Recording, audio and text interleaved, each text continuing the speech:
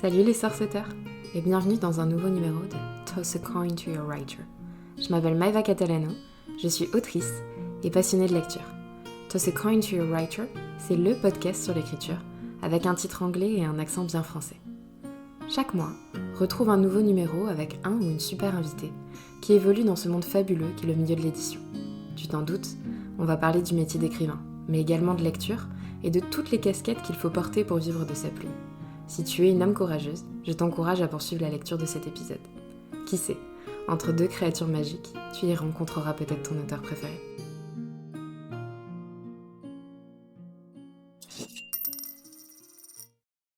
Salut tout le monde, j'espère que vous allez bien. Bienvenue dans ce nouvel épisode, cet épisode de février qui arrive bien en retard. Mais évidemment, ça ne serait pas Toss a Coin to Your Writer sans un épisode en retard, donc je m'excuse. J'essaye toujours de sortir les épisodes le premier mercredi du mois, mais parfois, il y a la vie qui se met en chemin, le travail, le monde des adultes, comme j'aime dire. Et donc, vaut mieux tard que jamais. Nouvel épisode avec, ce mois-ci, Marie F. Fleury. Et ça tombe bien parce que cet épisode sort une semaine avant la sortie de son nouveau livre, B comme Book Boyfriend. On va évidemment en parler, il y aura peut-être même des petites exclus, des petits teasings pour un tome 2 compagnon. Mais on va également parler, du trauma des maths. Oui, parce que c'est très important pour des personnes littéraires. Mais également de condenser un tome d'une saga en deux, donc l'effet que ça peut avoir sur notre écriture. On va parler de blog mode, on va parler formation, masterclass, on va parler de faire la paix avec un roman qui ne sortira jamais, comment prendre du recul sur ça, avoir un projet d'une vie, segmenter ses réseaux sociaux et également de romans graphiques et de voir la personne qui se cache derrière un pseudo. Bref, comme d'habitude, plein de sujets super intéressants et super variés. Je vous laisse avec l'interview et on se retrouve tout de suite après. Bonne écoute. Bonjour Marie, comment vas-tu ? Coucou Maëva, ça va très bien, et toi ? Très très bien, merci beaucoup d'être avec nous aujourd'hui. Je suis très contente de t'accueillir, qu'on échange les rôles un petit peu. Oui, c'est vrai, ça change.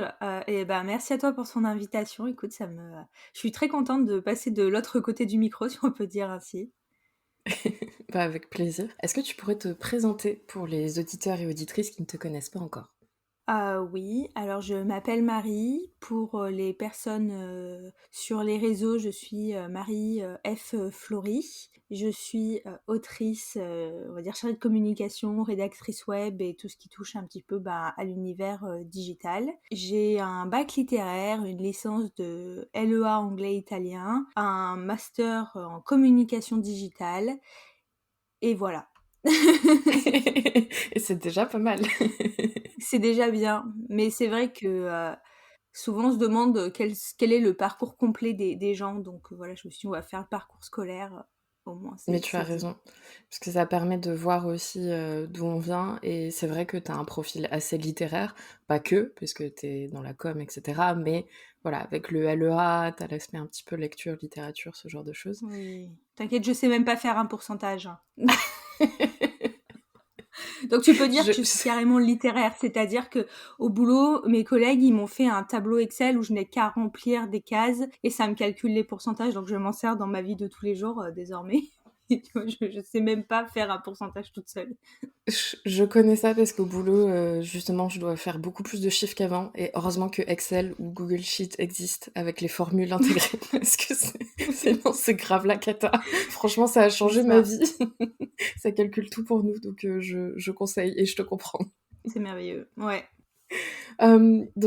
Côté écriture, on va en revenir un petit peu après pour parler de ton parcours d'autrice, mais je voulais parler un petit peu de ton Oui. parcours de lectrice également. Est-ce que tu te souviens un petit D'accord. peu les premiers romans que tu as lus ou ceux qui t'ont marqué, qui t'ont donné vraiment ce goût pour la lecture ? Alors, il faut savoir que jeune et ado, j'étais pas une très grosse lectrice. Je pense que c'est même plus revenu quand je me suis remis à écrire à fond il y a 5-6 ans. Je lisais, mais je pense que j'ai été profondément marquée par les lectures obligatoires de collège-lycée qui faisaient que j'étais pas spécialement ouverte à la lecture. Ou alors, je lisais surtout de la BD plus que du roman. Pour répondre à ta question, je pense qu'une des premières lectures qui m'a marquée, alors je me rappelle pas du tout du titre, mais quand j'étais en CE1, donc CE1 tu quoi? 7-8 ans, quelque chose comme ça, Ouais, il me semble. on avait un livre ouais, on avait un livre de lecture, hein, forcément et dedans il y avait des fragments d'histoires qui étaient tirés de romans pour, cette tranche d'âge-là et ce que je me souviens, c'est qu'à l'époque, donc on avait le bout d'histoire et après, j'achetais enfin ma maman, mon papa m'achetait en fait le livre complet, de l'histoire. Alors évidemment, on était sur des romans qui sont écrits, je pense, en taille 14 pixels et il y a des images et il doit y avoir 60 pages, hein, on n'est pas sur les pavés que j'écris aujourd'hui. Mais le premier dont je me rappelle vraiment, je sais pas le titre, mais c'est l'histoire d'une petite fille qui avait un tigre, un gros tigre en peluche. Et en fait, ça s'avérait que le tigre, c'était pas une peluche, c'était un vrai. Donc je me rappelle de ça. Et après, ouais, beaucoup de BD. Par contre, genre Mélusine, Titeuf, Hector et Clara. Je ne sais pas si vous connaissiez Hector et Clara parce que c'est pas une très grosse saga. Je crois qu'il y a que 4 tomes, mais c'est une saga de 4 tomes.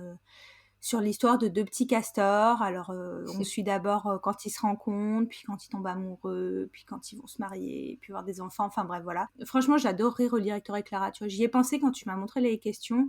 Je me suis dit, oh, Hector et Clara. Donc, je me suis dit que la prochaine fois que j'irai chez mes parents, il fallait absolument que je retrouve ces BD. Mais voilà, vraiment plus de la BD. Et après, ado, beaucoup de BD, toujours tous les comics Star Wars. J'ai avalé Ouais. beaucoup de comics Star Wars.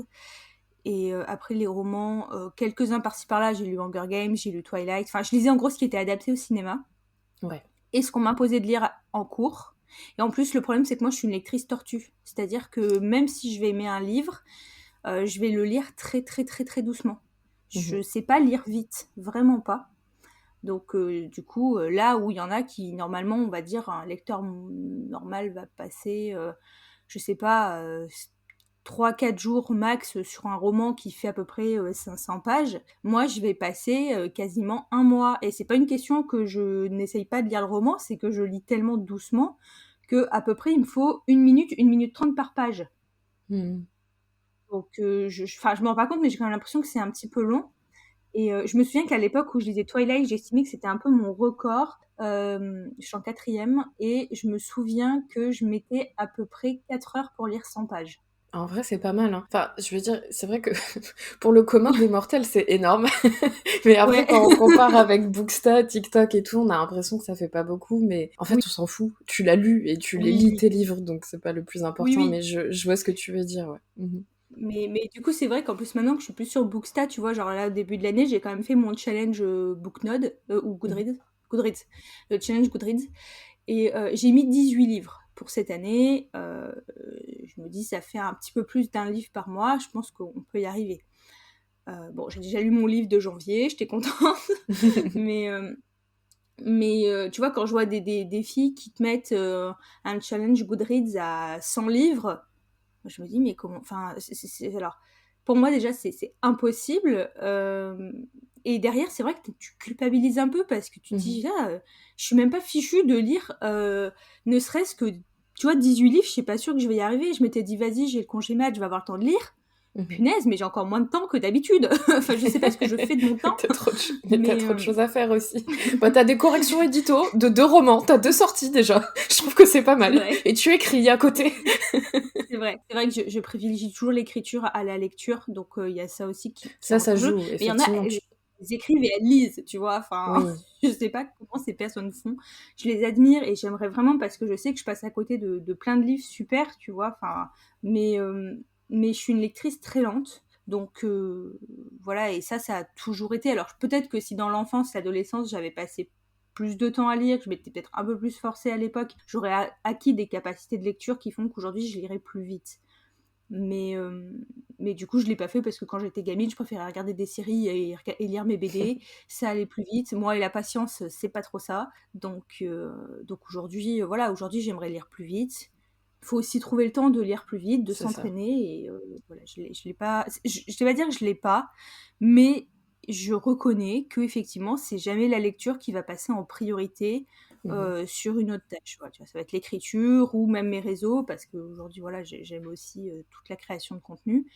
Donc, je sais que l'écriture, c'est jamais ce qui va passer en premier. Tu vois, genre hier après-midi, j'ai envie de faire des gâteaux. Je sais que j'adore la pâtisserie. Je vais d'abord privilégier des gâteaux. Et après, si j'ai le temps, je vais écrire. Enfin, je vais lire, tu vois. Mhm. Donc, c'est jamais ce que je privilégie, c'est sûr. Ouais, mais déjà, tu prends le temps, même si c'est pas quelque chose que tu priorises. Parce que tu pourrais Oui. dire, bon, bah, je vais lire une fois tous les 2 mois, tu vois. Donc, Non, non, tu... non, j'essaye de lire. Alors, tu vois, je vais te dire que je vais te lire un petit chapitre un jour sur deux, tu vois. Mhm. Ou alors j'exagère, ou un, deux chapitres. Je lis peut-être pas tous les jours, tu vois. Genre hier, j'ai pas lu. Euh, mais non, non, je lis toutes les semaines. Voilà, j'avance dans mes lectures aussi parce que j'ai envie, parce que j'ai redécouvert le goût de la lecture. Mais je sais que si tu vois, genre hier soir, je savais que voilà, il faut quand même que j'écrive. J'ai écrit et j'ai écrit jusqu'à ce que mes yeux y puissent plus, et je savais que du coup, j'allais pas lire, quoi. Ouais, ouais, ouais. Ouais, tu peux pas tout faire, hein, c'est ça, c'est des choix aussi, et des fois, bon... En C'est ce moment, on ça. va dire que t'as beaucoup à faire côté écriture aussi, donc... C'est vrai, c'est vrai. Mais j'ai toujours Forcément, beaucoup à faire côté écriture, tu vois. Là, quand je réfléchis à mon planning d'écriture, je commence à flipper, sincèrement. je comprends, je comprends. J'ai jamais flippé, mais là, je commence à me dire, ah ouais, mais avant, tu flippais pas parce que t'avais pas de deadline et de contrat. Donc, au pire, Ouais. tu suivais pas ton planning, c'était pas grave. Mhm. Là, il va falloir suivre ton planning, tu vois. Donc, bon, on verra pour la Et, lecture. Je- et justement, comment ça Oui. s'est passé, cette passation entre, bah, tu es lectrice, puis un jour, tu te mets à l'écriture? C'était vers quel âge? Je me demande si j'ai pas toujours. Alors, écrire, je sais pas si c'est le terme, entre guillemets, mais moi je suis enfant unique, donc bah, quand t'es enfant unique, t'es un petit peu obligé de faire beaucoup marcher ton imagination tout seul. Oui. Alors, j'ai de la chance, hein, j'étais quand même très bien entourée, mes parents, mes grands-parents. euh, là où j'ai grandi, on a des voisins géniaux. C'est vrai que c'est un petit peu comme la famille chez nous, qui avait des enfants. Alors, on a à peu près 3-4 ans d'écart, mais bon, quand t'as 7 ans, voilà, tu trouves toujours moyen de jouer ensemble. Donc en plus j'étais la seule fille, donc bon, j'avais un peu l'impression d'avoir trois grands frères, tu vois, qui venaient jouer avec moi, chacun son attribution, tu vois. Il y en a c'était les jeux de société, il y en avait même qui jouaient à papa et maman avec moi, donc on va pas dire que j'étais seule non plus. Enfin, je veux dire, j'étais quand même hyper entourée, tu vois. Faut pas croire le mythe de l'enfant unique qui est esselé. Enfin voilà, quoi, je veux dire, j'ai toujours eu plein de copines. Donc sur ça, il y avait pas de problème, mais c'est vrai que bah il arrive toujours un moment où bah le dimanche soir t'es tout seul, enfin voilà, t'as pas constamment un frère ou une sœur dans la maison pour jouer avec toi. Et donc du coup, je pense que très très jeune, j'ai dû bah, entre guillemets faire un effort pour développer mon imagination et ne pas m'ennuyer. Donc c'est vrai que je sais ne pas m'ennuyer. Enfin, comme tous les gamins, il y a forcément un jour où tu t'ennuies. Voilà, mais aujourd'hui, tu vois, il se passe tellement de choses dans ma tête, ou il se passait tellement d'histoires dans ma tête que moi, tu pouvais m'asseoir, tu revenais me chercher une heure après, j'avais pas bougé, et dans ma tête, il s'était passé 40 000 trucs, tu vois. Donc, tu vois, ou avec tes Barbies, tes poupées, enfin voilà, je leur imaginais toute une vie.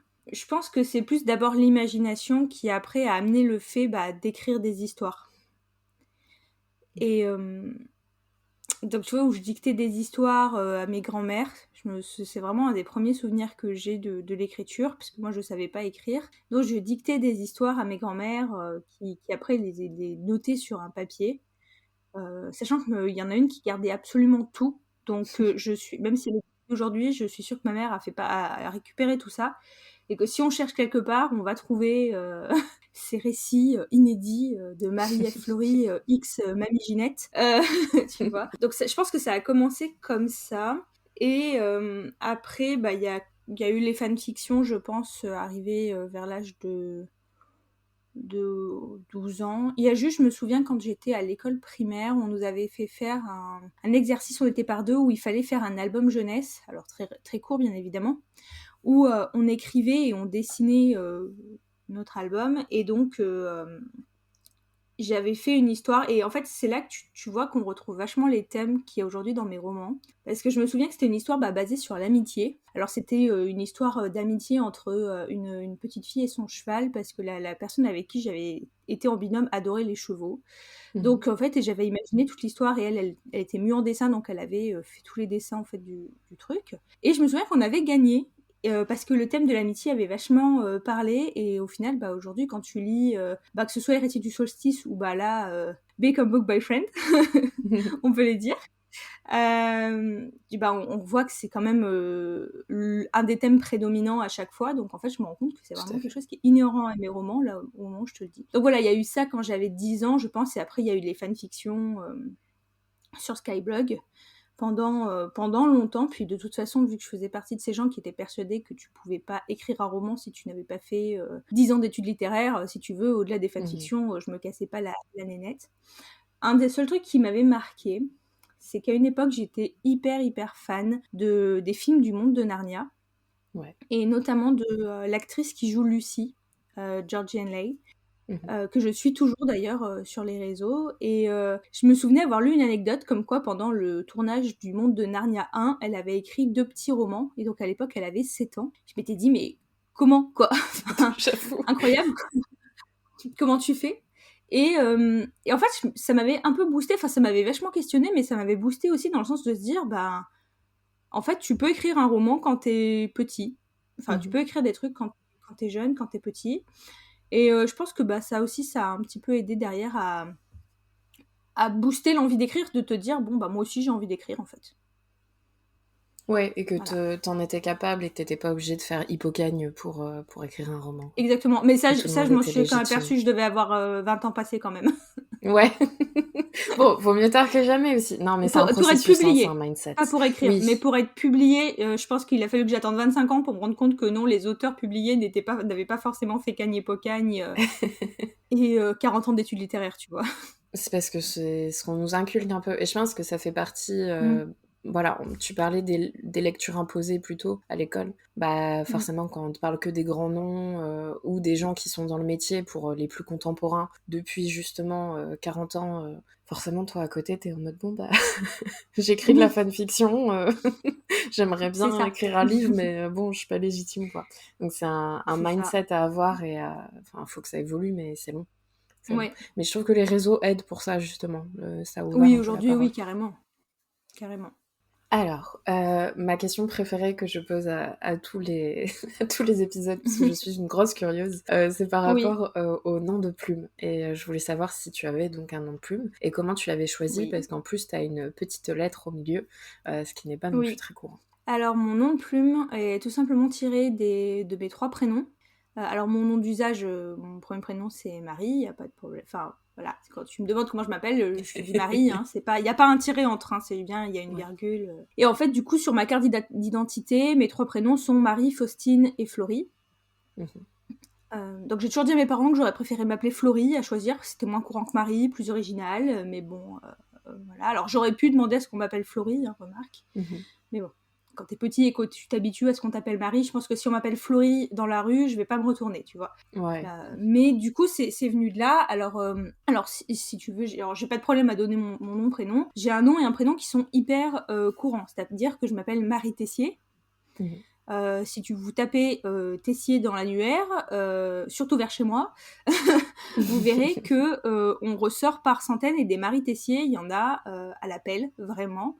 Donc déjà c'est, alors pas dire que c'était très franco-français et pas vendeur, mais voilà, je savais que je voulais pas garder mon nom de famille. Et voilà, parce que c'était très courant, et que après, si tu tapais mon nom dans Google, il y avait quand même, alors pas dire peu de chances que tu tombes sur moi, mais t'étais jamais sûr, enfin, ou les personnes qui me cherchaient sur Facebook, derrière, si on voulait m'ajouter, enfin, j'avais même mis Marie Faustine Tessier à une époque, parce que tu ne me retrouvais jamais, enfin, D'accord. il y a trop, j'ai beaucoup d'homonymes. Même une fois, je me suis fait contacter par un huissier de justice pour une Marie Tessier qui n'avait pas payé sa salle de sport depuis 2 ans. Il a fallu que je prouve que c'était pas moi, alors que je Ah n'habitais ouais. pas dans le département. Enfin, c'était de la folie. Enfin, c'est souvent que je reçois des mails de personnes, je suis absolument pas concernée.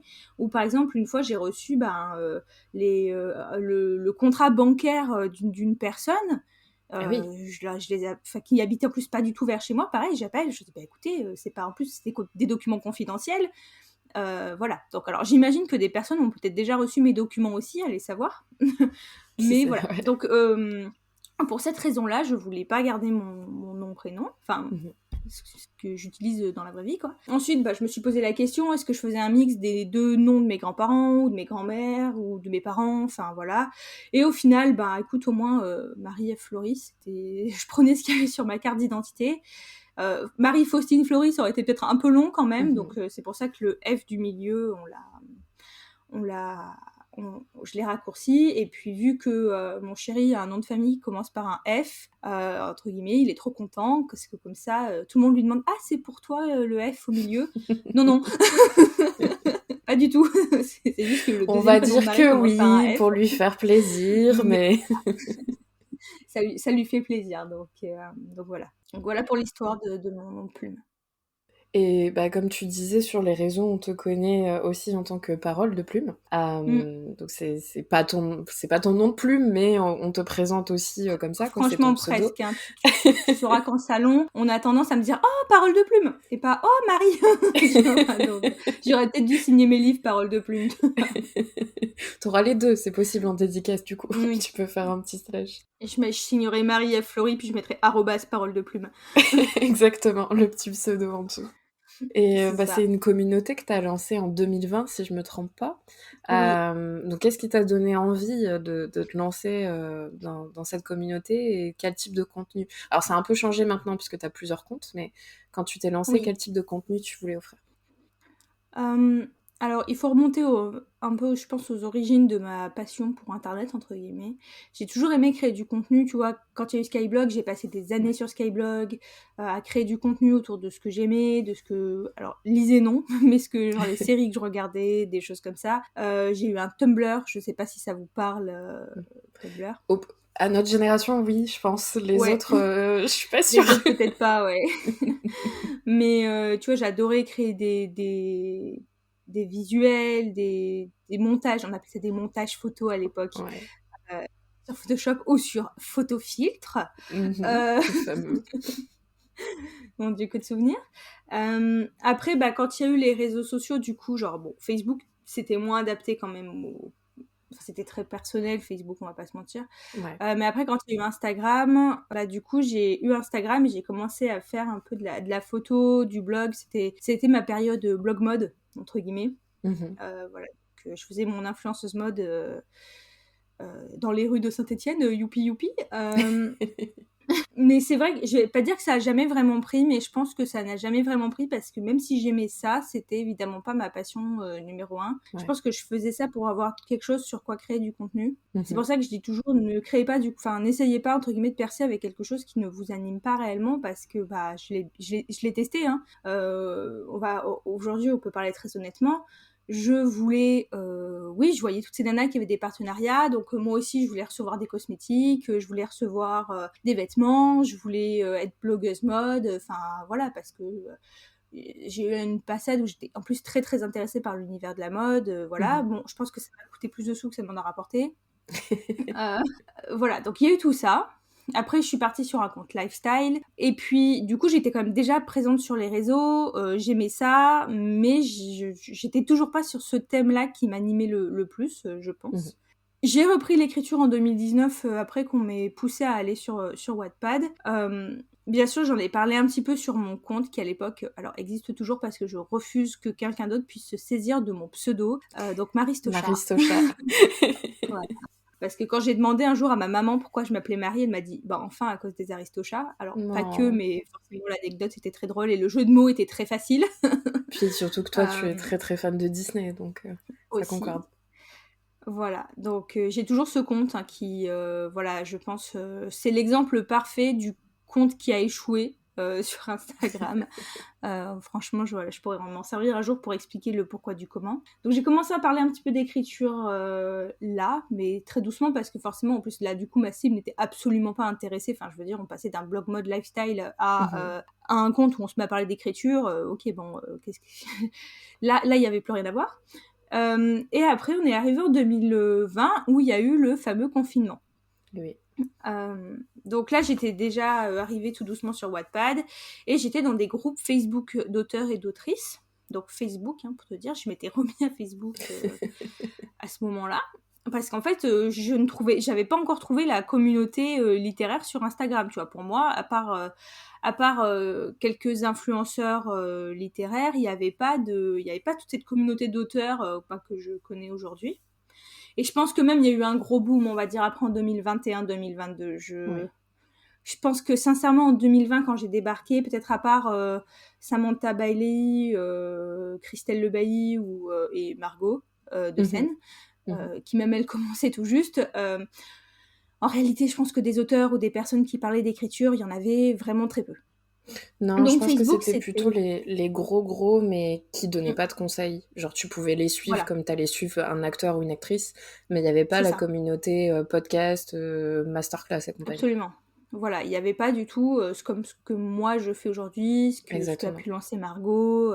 Et donc sur Facebook, en fait, pendant le confinement, donc j'étais sur un groupe qui s'appelait l'Attrape-Rêve des auteurs. Et c'est vrai que je constatais que beaucoup étaient vraiment largués sur leur com. Tu vois, ils demandaient Hmm. comment je peux promouvoir son roman, comment je peux faire ci, comment je peux faire ça.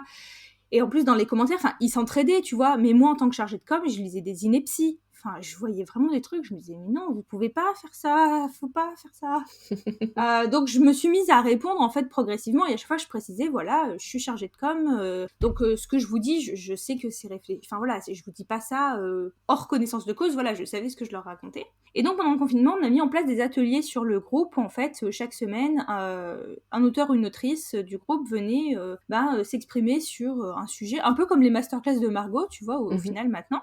Euh, Tu vois, il y a eu effectivement sur le synopsis, les maisons d'édition, Ouais. comment créer un plan. Et moi, du coup, j'en avais fait plusieurs sur la partie com, tu vois, de manière générale, comment utiliser les réseaux sociaux, comment utiliser le SEO, comment utiliser Pinterest pour tes romans. Et donc, j'ai vu quand même que ça marchait bien, et à chaque fois, on me demandait, on revenait vers moi, on me demandait des conseils, tout ça. Donc, je me suis dit, bon, il y a peut-être quelque chose à faire. Mhm. Je pense quand même que ma peur de je ne sais pas trop quoi m'a quand même fait mettre 6 mois, je pense, avant Ouais. d'ouvrir Parole de Plume. Puis tu vois, j'avais peur du temps que j'allais y passer, de la création de contenu, ce que ça allait me demander. En plus, tu vois, à l'époque, sur Maristocha, typiquement, tous mes visuels c'était de la photo. Je Ouais. faisais toutes mes photos moi-même. Donc je me disais, mais t'imagines, il va falloir trouver des photos à faire à chaque fois. Enfin, voilà. Bon. Et au final, un beau matin, je sais pas ce qui s'est passé, je brainstormais beaucoup le sujet avec Edgy, parce qu'on était, voilà, j'avais déjà rencontré Edgy à ce moment-là. C'est vrai que ça me titillait, j'avais envie parce que je sentais que je pouvais faire quelque chose, mais j'avais pas il me manquait la clé graphique, on va dire. Enfin, je savais Ouais. pas ce que je pouvais faire. Tu vois, j'avais fait un business plan, j'avais fait, enfin pas un business plan, une étude de marché. Enfin vraiment, en soi, c'était le confinement, j'avais le temps. Enfin, je travaillais, mais on va pas se mentir que même si tu travailles, à 9h, t'es devant ton ordi, t'as plus de temps de trajet, t'as plus rien, enfin, t'es chez toi, quoi. Et il y Hmm. a même un moment, je me suis retrouvée au chômage partiel, donc si tu veux, j'avais un temps infini pour développer tout ça. C'est quand même la période de ma vie où j'ai le moins écrit, on va préciser. Marie avait le plus de temps Mais pour c'est écrire, c'est mais souvent ça aussi, hein. Quand on sait qu'on a ouais. trop de temps. Et donc, du coup, j'ai fini par me dire, dans ce cas-là, au lieu... Tu vois, c'est là que j'ai commencé aussi à découvrir les comptes un peu d'entrepreneurs. Ouais.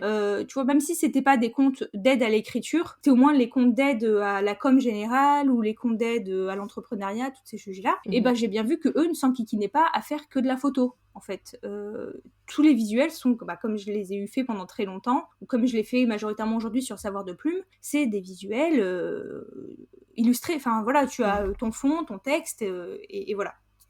Donc quand j'ai vu ça, je me suis dit, en fait, ça va me prendre moins de temps que si à chaque fois, il faut réfléchir à la photo, faire ta photo, la retoucher, Ouais. le fond. Du coup, je me suis dit go, et c'est comme ça que ça a été lancé, vraiment au départ dans un but de n'aider qu'en communication. Parce Mhm. que j'étais... Alors, je dis pas qu'on n'est pas légitime à donner des conseils d'écriture quand on n'est pas publié, c'est pas vrai, puisqu'on a tous notre expérience à apporter. En revanche, à cette époque-là, j'estimais que moi, je n'étais pas légitime. Mhm. Voilà, ça faisait 10 ans que j'étais sur le même roman, je venais à peine de terminer Héritier du solstice, que je venais de soumettre. Tu vois, le monde éditorial, j'y connaissais rien. Mhm. Écrire un roman. Bah, en plus, moi, je voyais tous les conseils que je voyais, c'était tous les gens qui disaient oui, il faut faire des plans, enfin, tu vois, alors que moi, je suis une autrice jardinière, donc en plus, putain, moi, je suis pas la méthode du plan, je vais pas dire aux gens, allez-y freestyle, ça va le faire. Enfin, tu vois, je me Mhm. dis, je vais raconter que des inepties, quoi. Donc, je me suis vraiment focalisée sur la com. Et puis tout doucement, bah, j'ai fini HDS, il a été signé, et à partir du moment où HDS a été signé, là, je me suis sentie un petit peu plus légitime à, bah, du Ouais. coup, parler du monde de l'écriture, de donner ma méthode, comment moi j'avais fait. Et c'est après, ainsi de suite, que c'est devenu, du coup, un compte conseil global écriture pour les autoristes, où on va Ouais. parler de com, parce que oui, on va pas se mentir, c'est mon secteur, bah, c'est là où j'estime que j'ai la compétence diplômée. Alors je Mhm. sais qu'il faut pas forcément voir les choses comme ça, mais mine de rien, on est quand même sur un modèle très franco-français où tu es très formaté, comme quoi bah, le diplôme fait ce que tu sais faire, entre Tout guillemets. à fait, ouais. Mhm. En réalité, je suis pas du tout en accord avec ça, mais je pense que c'est une croyance qui est quand même très ancrée chez nous. Mm.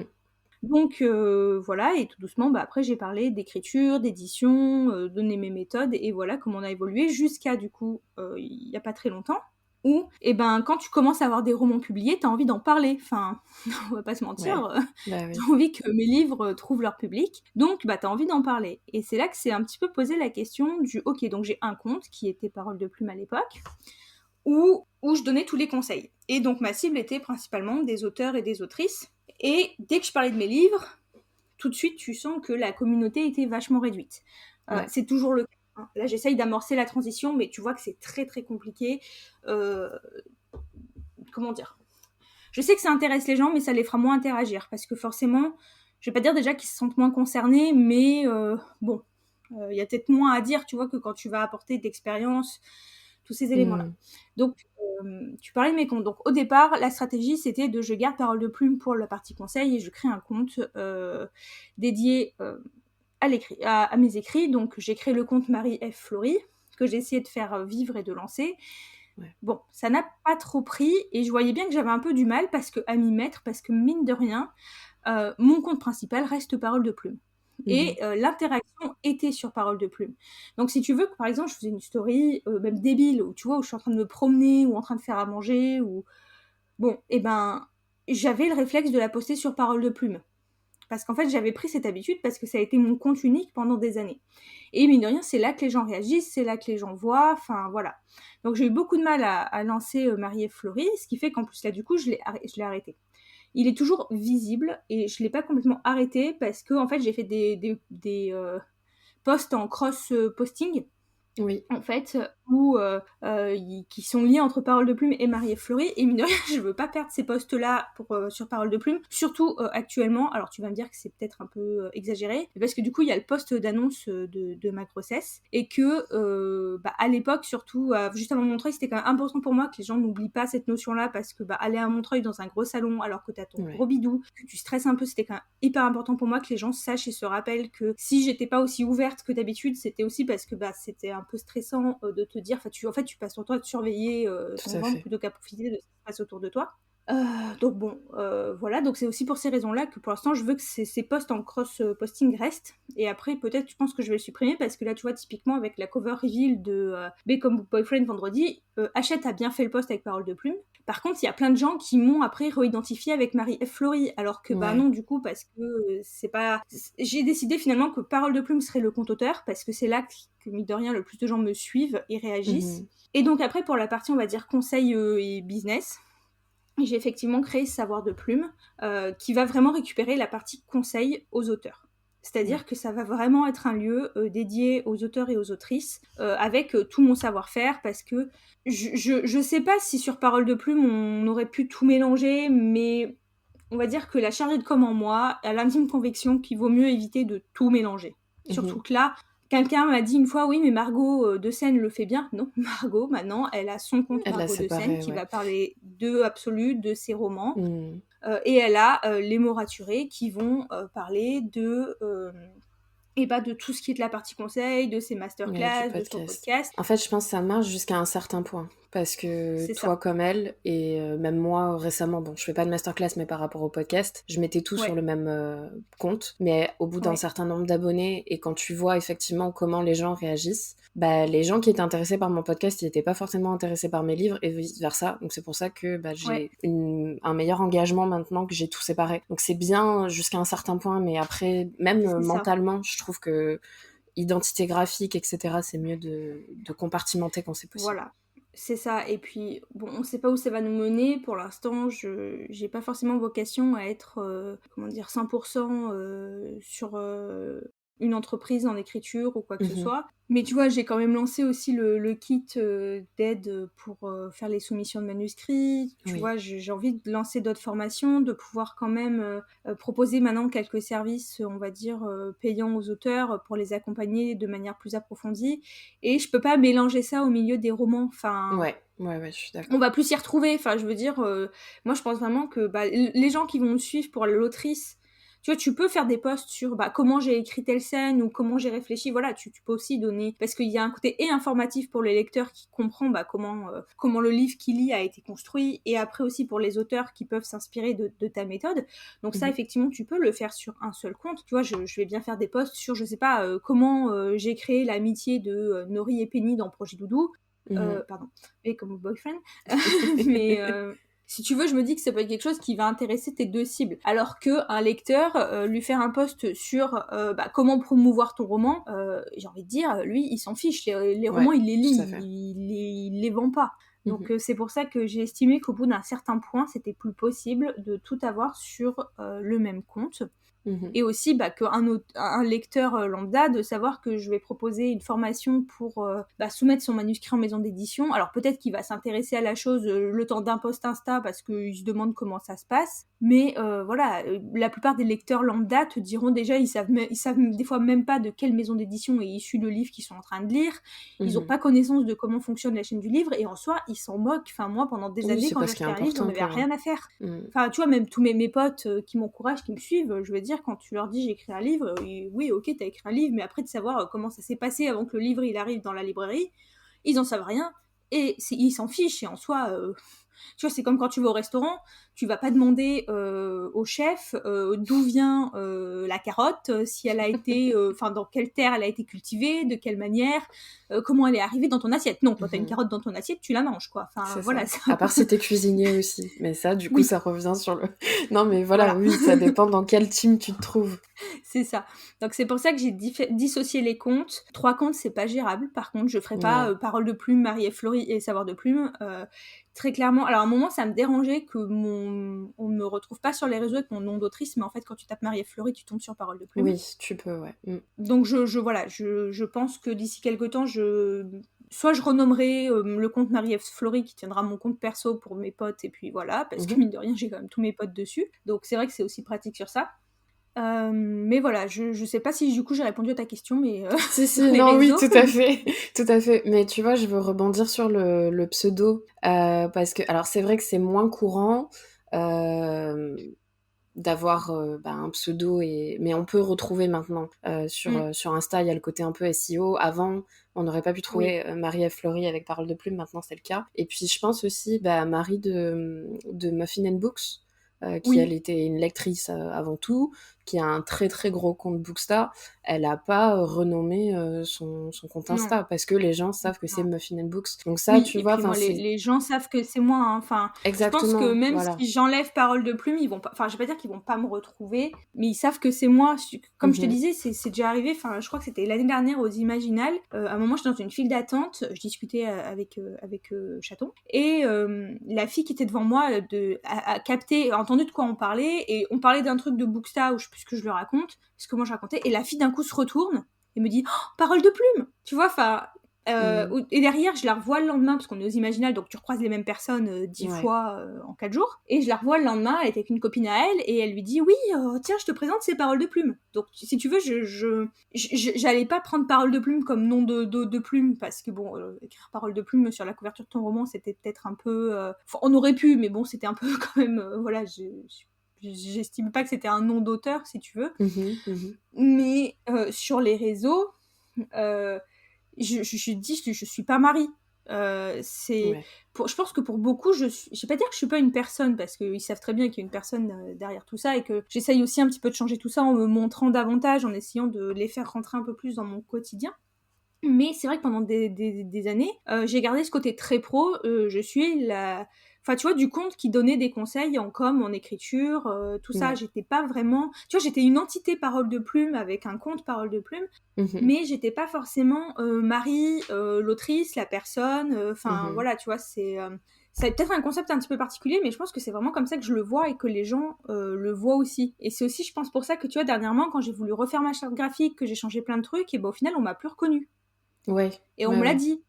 Derrière, tu vois, il y a 15 jours, quand j'ai fait toutes mes stories, mes grandes stories, réflexions sur pourquoi j'avais moins d'engagement, tout ça, oui, on m'a avoué que, bah, avec ce que j'avais changé dernièrement, bah, on me reconnaissait plus. Donc Ouais, forcément, ça t'incite moins à échanger avec la personne. ouais. Donc c'est pour ça. Je pense que avant d'être Marie F. Fleury, je suis parole de plume. Et bah ça, maintenant, c'est fait, c'est acté, on va pas le changer, tu vois. Mhm.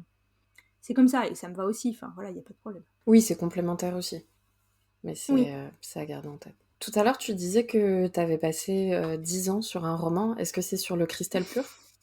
oui. Est-ce que tu peux nous en parler un petit peu? Parce que ça a été Oui, un gros, gros bébé, un gros projet. oui, oui. Je sais pas si on peut dire que c'est le projet de ma vie, mais Mhm. je pense qu'il sera toujours là. Je pense que je pense que sur mon lit de mort, à moins que j'ai complètement Alzheimer et que je me souvienne de rien, je pense que sur mon lit de mort, j'aurai une pensée pour le cristal pur aussi. Tu vois, Mhm. enfin, parce que bah, maintenant, tu vois, ça fait 13... Attends, j'avais 15 ans, j'en ai 29, ça va faire 14 ans quand même que Mhm. ce roman existe, enfin que cette histoire existe. Donc Le Cristal Pur, c'est le premier vrai roman que j'ai écrit en inédit, et que j'ai alors terminé, entre guillemets, le tome 1. Alors un tome 1 que j'ai mis 3 ans à écrire à peu près quand même. Qui du coup ont inspiré de l'univers un peu Star Wars, c'est de la space fantasy, puisque Mhm. j'ai toujours été une très grande fan de Star Wars. En fait, on suit les personnages d'Erin et Lohan, qui sont dans une académie pour les personnes qui manient les 4 éléments.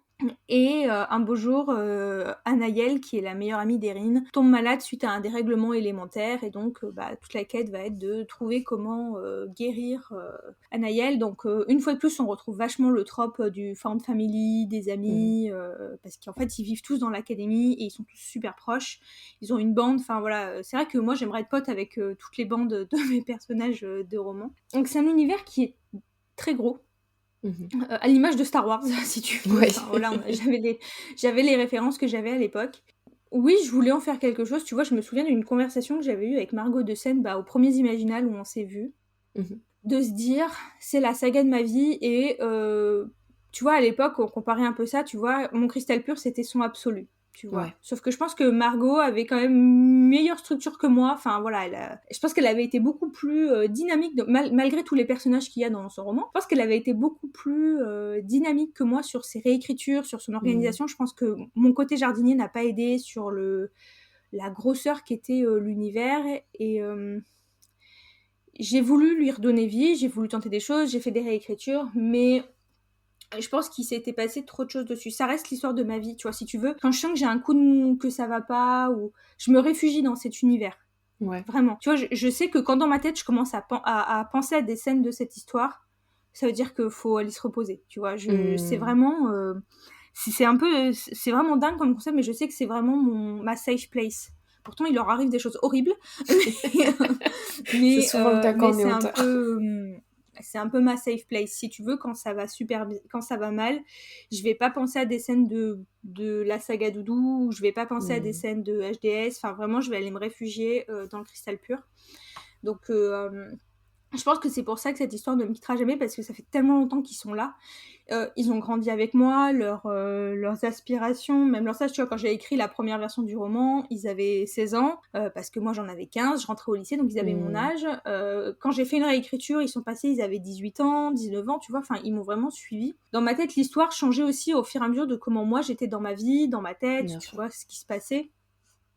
Donc je pense que déjà aussi, c'est un roman qui colle trop qui est trop proche de moi. Je vais faire un parallèle. Si tu prends Agi Twice, clairement, Jen te dira que Arya, c'est elle. C'est une manière de voir les choses que je conçois totalement. Mais moi, je ne peux plus, je pense, écrire un roman où vraiment le personnage, c'est moi, où je m'y Ouais. identifie trop. Parce Mhm. que il y a trop de moi, ça devient trop... alors, je vais pas dire l'histoire que tu aurais voulu vivre, parce que en parlant totalement raisonnablement, je ne voudrais pas vivre ce qu'ils vivent. mais, mais, euh, mais moi, je pourrais pas être comme ça, mettre trop de moi dans mon histoire, parce qu'après, tu coupes pas et tu reviens plus... Alors, je vais pas dire que tu reviens plus à la réalité, hein, parce que j'ai déjà eu cette discussion avec ma psy. Je sais pas si tu connais ce qu'on appelle le syndrome de la rêverie éveillée. Alors, Ouais. tous les auteurs, on en est atteint, hein, on va pas se mentir, puisque du coup, c'est l'art de se créer des univers, des mondes, des histoires dans ta tête, et de couper du monde réel pour aller dans ces histoires-là. Mhm. Donc nous, on va pas se mentir, je pense que tous les auteurs, on est atteints de ce syndrome. Hein. Le souci, c'est qu'à une époque, enfin, même pas les auteurs, hein, il y a plein de gens hein, qui font ça, qui se créent des histoires dans leur tête, qui ont tout un monde, un univers, des amis imaginaires dans leur tête, voilà. Et il y a une période où certaines personnes vont considérer ça comme quelque chose de... pas une maladie mentale, mais presque, puisque tu vas te couper de la réalité pour vivre dans Ça ton peut le monde, quelque devenir, part. ouais. Mhm. Entre guillemets. Et je pense qu'effectivement, pour certains, ça peut peut-être devenir pathologique si tu ne reviens jamais à la réalité. Mhm. Bon, ce qui est rassurant, c'est que du coup, j'en ai parlé avec ma psy, qui m'a dit que bon, non, ça va, j'étais pas, j'étais pas au Tout stade va de la bien. pathologie, tout va bien. Je savais faire la part des choses entre le monde que je créais et celui dans lequel on vit tous. Mhm. Mais voilà, donc c'est vrai que t'as quand même dans ta tête cet univers qui est hyper foisonnant, hyper vaste. Mais pour le coup, pour vraiment faire quelque chose avec le cristal pur, je pense que c'était trop vaste. C'est plus à ma portée. Enfin, il se passe trop de choses. Et puis voilà, comme je dis, tu vois, ça pourrait pas être un roman crédible parce que au final, l'antagoniste, c'était pas vraiment l'antagoniste. Je voulais une fin trop heureuse, tout le monde redevenait Mhm. gentil, les bisounours, tout ça, tout ça.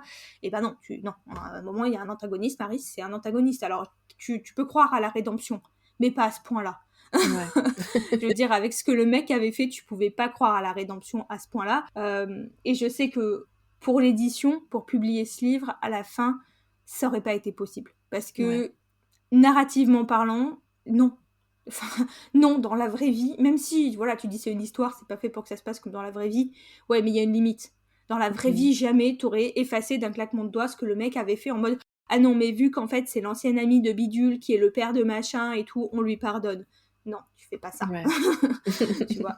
Donc je préfère qu'il reste dans ma tête aujourd'hui. Je suis Ok. complètement en paix avec ça. Je t'avoue que quand j'ai signé Héritier du Solstice, vu que le Cristal Pur c'était le seul autre texte que j'avais à l'époque, j'ai fait une réécriture et je l'ai soumis et j'y croyais dur comme fer et j'en avais envie. J'ai fait une com de malade autour de ce texte. Enfin, Mhm.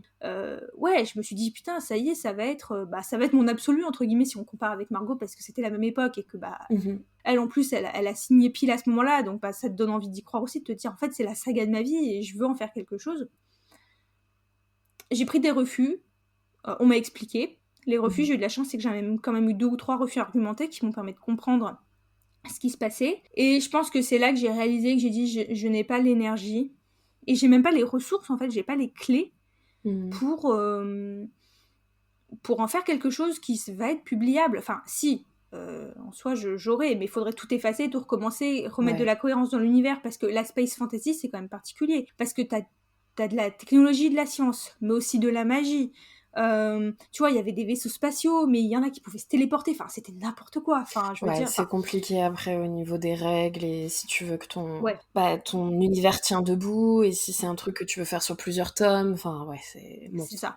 On peut reprendre, on va dire, certaines bases de l'univers, l'histoire principale. En plus, on était en fin de Covid, donc l'épidémie, autant te dire que voilà, quoi. Mhm. Mais on pourrait reprendre les bases de l'histoire et en refaire quelque chose. Hein. Mais aujourd'hui, j'ai écrit d'autres choses. Je suis en paix avec le fait que pour l'instant, j'ai pas les ressources Mhm.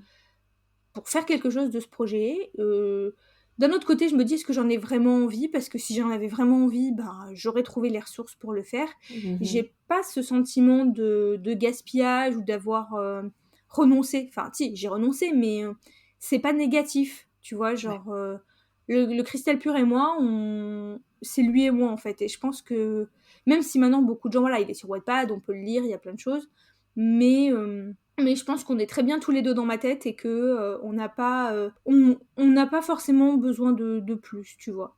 Ouais, ouais, ouais. Mais c'est un long cheminement, ça, hein, de faire le deuil d'une Oui, ça publication. m'a pris 2 ans, hein. Voilà, non, non, mais c'est pour ça, c'est comme tu dis, t'es en paix avec ça, et bon, après, ne jamais dire jamais. Peut-être que dans 10 ans, tu vas Oui, non, mais changer on sait d'avis, jamais, et hein. que maintenant, c'est pas le bon moment, et peut-être qu'un jour ça Ah le oui, sera, oui. mais peut-être que ça le sera jamais. Déjà, de se décrocher de ça et de dire que Mm, bah, t'aimes toujours tes personnages, et c'est pas parce que tu les oui, pousses pas jusqu'à une publication que cette histoire n'est pas importante. C'est un truc qu'il faut qu'on rappelle aux plus jeunes auteurs aussi, quand on veut vraiment se oui, battre pour un univers. Oui, il faut essayer, hein, de toute façon, mais il faut savoir s'écouter, et toi, t'as plein d'autres projets, donc c'est pas faire un pas oui. en arrière que de passer à autre chose. Bien sûr, ça resterait mon seul et unique projet. Bah, j'aurais peut-être tout donné, mais Mm. je pense que, alors, sans vouloir juger ou saper le moral de ceux qui font ça, parce qu'il y en a, toute leur vie, ils restent sur la même saga en attendant, et ils la réécrivent, et ils la réécrivent, et ils la réécrivent en attendant d'espérer pouvoir la publier, cette saga-là. Parce que c'est la saga de leur vie et tout. Je pense que mine de rien, d'avoir réussi moi à écrire d'autres histoires, d'être partie sur autre chose, c'est pas, je vais pas dire que c'est ce qui m'a sauvée, mais je Mm. pense que si je m'étais acharnée sur le cristal pur, je serais pas publiée aujourd'hui. Ouais. Ou alors peut-être, mais je pense que ça aurait pas été si simple, ça n'aurait pas été alors simple. Je vais pas dire que c'était simple, mais je veux dire quand tu prends mon parcours aujourd'hui, en 5 ans, quand tu vois ce que j'ai fait, bon, Oui, c'est une grande, grande évolution quand même, hein. voilà, on va quand même pas se plaindre et on va pas non. Enfin, et je veux pas dire que j'ai pas galéré parce que quand j'ai reçu les refus du Cristal Pur à l'époque où justement j'avais fait la réécriture et que j'avais voulu le soumettre, oui, ça a été des coups durs et je me suis dit j'arriverai jamais à publier autre chose que Héritier du Solstice. Enfin, parce que Mhm. voilà, tout n'a pas été simple. La Guilde des émotions aussi a été refusée. Voilà, Mhm. il y a eu, il y a pas eu un parcours toujours très facile, mais je vais pas non plus dire que j'ai subi des années de galère. Enfin, Oui. après, peut-être parce que je suis assez résiliente sur tout ça, je prends vachement les conseils qu'on me donne, tu vois, j'essaye d'évoluer, de tenter des choses, donc je pense que ça m'a aidé aussi. Mais voilà, il y en a, ils désespèrent et ils vont se dire l'édition c'est inaccessible, j'y arriverai jamais. Mais parce qu'en fait, tu t'acharnes sur un texte, et ben que mine de rien, t'es dessus depuis 15 ans et des fois, juste tente autre chose, tu verras, ça se trouve, pouf, les portes elles vont s'ouvrir. Mhm. Et c'est tout à leur honneur d'être sur un texte et de vouloir croire en la saga de leur vie. Certains à qui ça a très bien marché, hein. On va prendre le plus gros exemple, J.K. Rowling, Harry Potter, Mhm. voilà quoi. Même notre exemple le plus proche pour nous, tu prends Margot, bah Absolu, c'est la saga de sa vie. Pour l'instant, elle n'a écrit, on va dire, qu'Absolu comme gros projet. Elle a eu raison de s'acharner, ça a marché au final. Mhm. Mais Mhm. ça a marché en 4 ans. On va dire 4 ans, pour moi, ça me reste encore honnête. Mais comme moi, ça faisait déjà 12 ans que vous étiez sur le même projet, je pense qu'il y a un moment, faut se dire, bon, je vois que celui-là, je galère, et je vais peut-être essayer quelque chose d'un peu moins ambitieux, et on va voir ce que ça donne, tu vois. Je pense que ça aussi, Mhm. c'est important quand même, tu vois, quand ça fait plus de 5 ans que tu es sur un même projet, que tu vois que ça ne marche pas, ou que t'es pas satisfait toi-même, même si t'aimes ce projet de tout ton cœur, parce que j'aime le Cristal Pur de tout mon cœur, et que je pense quand même que ça restera vraiment le projet de ma vie, et le roman de ma vie, enfin, l'histoire de ma vie, entre guillemets. Je sais que c'est pas lui qui du coup m'aura ouvert les portes de l'édition et que c'est pas lui qui m'aurait fait faire carrière ô combien je l'aime, tu vois. Mhm. Oui, et puis après, le fait de se détacher n'empêche pas, voilà, d'y revenir. Les personnes qui sont Oui, depuis des années sur un roman ou une saga, rien ne les empêche de... Mais juste prendre le recul et de découvrir un nouvel mm, univers et des nouveaux personnages, ouais, ils vont pouvoir voir l'évolution de leurs plumes, l'évolution de... Bah aussi, peut-être leur façon de faire, de repartir à zéro, ça permet d'ouvrir plein plein de choses d'un point de vue oui, technique. Donc, et c'est des choses qu'ils peuvent appliquer ensuite sur leur roman de cœur, quoi. c'est ça. Tu parlais de la guilde des émotions, qui a été refusée également, mais qui est sur Oui, Wattpad, donc on peut le lire. oui. Alors c'est non, c'est la première version, ce que vous pouvez Première lire sur version. Wattpad, c'est le premier G. Ouais. D'accord, ok. Donc tu l'as écrit directement pour Wattpad et ensuite tu as fait des soumissions.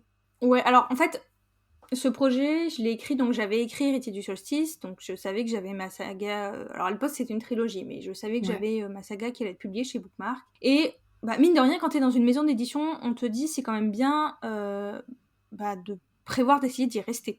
Parce qu'une fois que t'es rentré, t'as Hmm. fait le plus dur, entre guillemets. Alors je dis pas que toutes les ME republient systématiquement leurs auteurs, mais bon, globalement, si On va ça se dire passe c'est un bien, peu plus que facile c'est plus parce que tu as facile. déjà le contact. Exactement.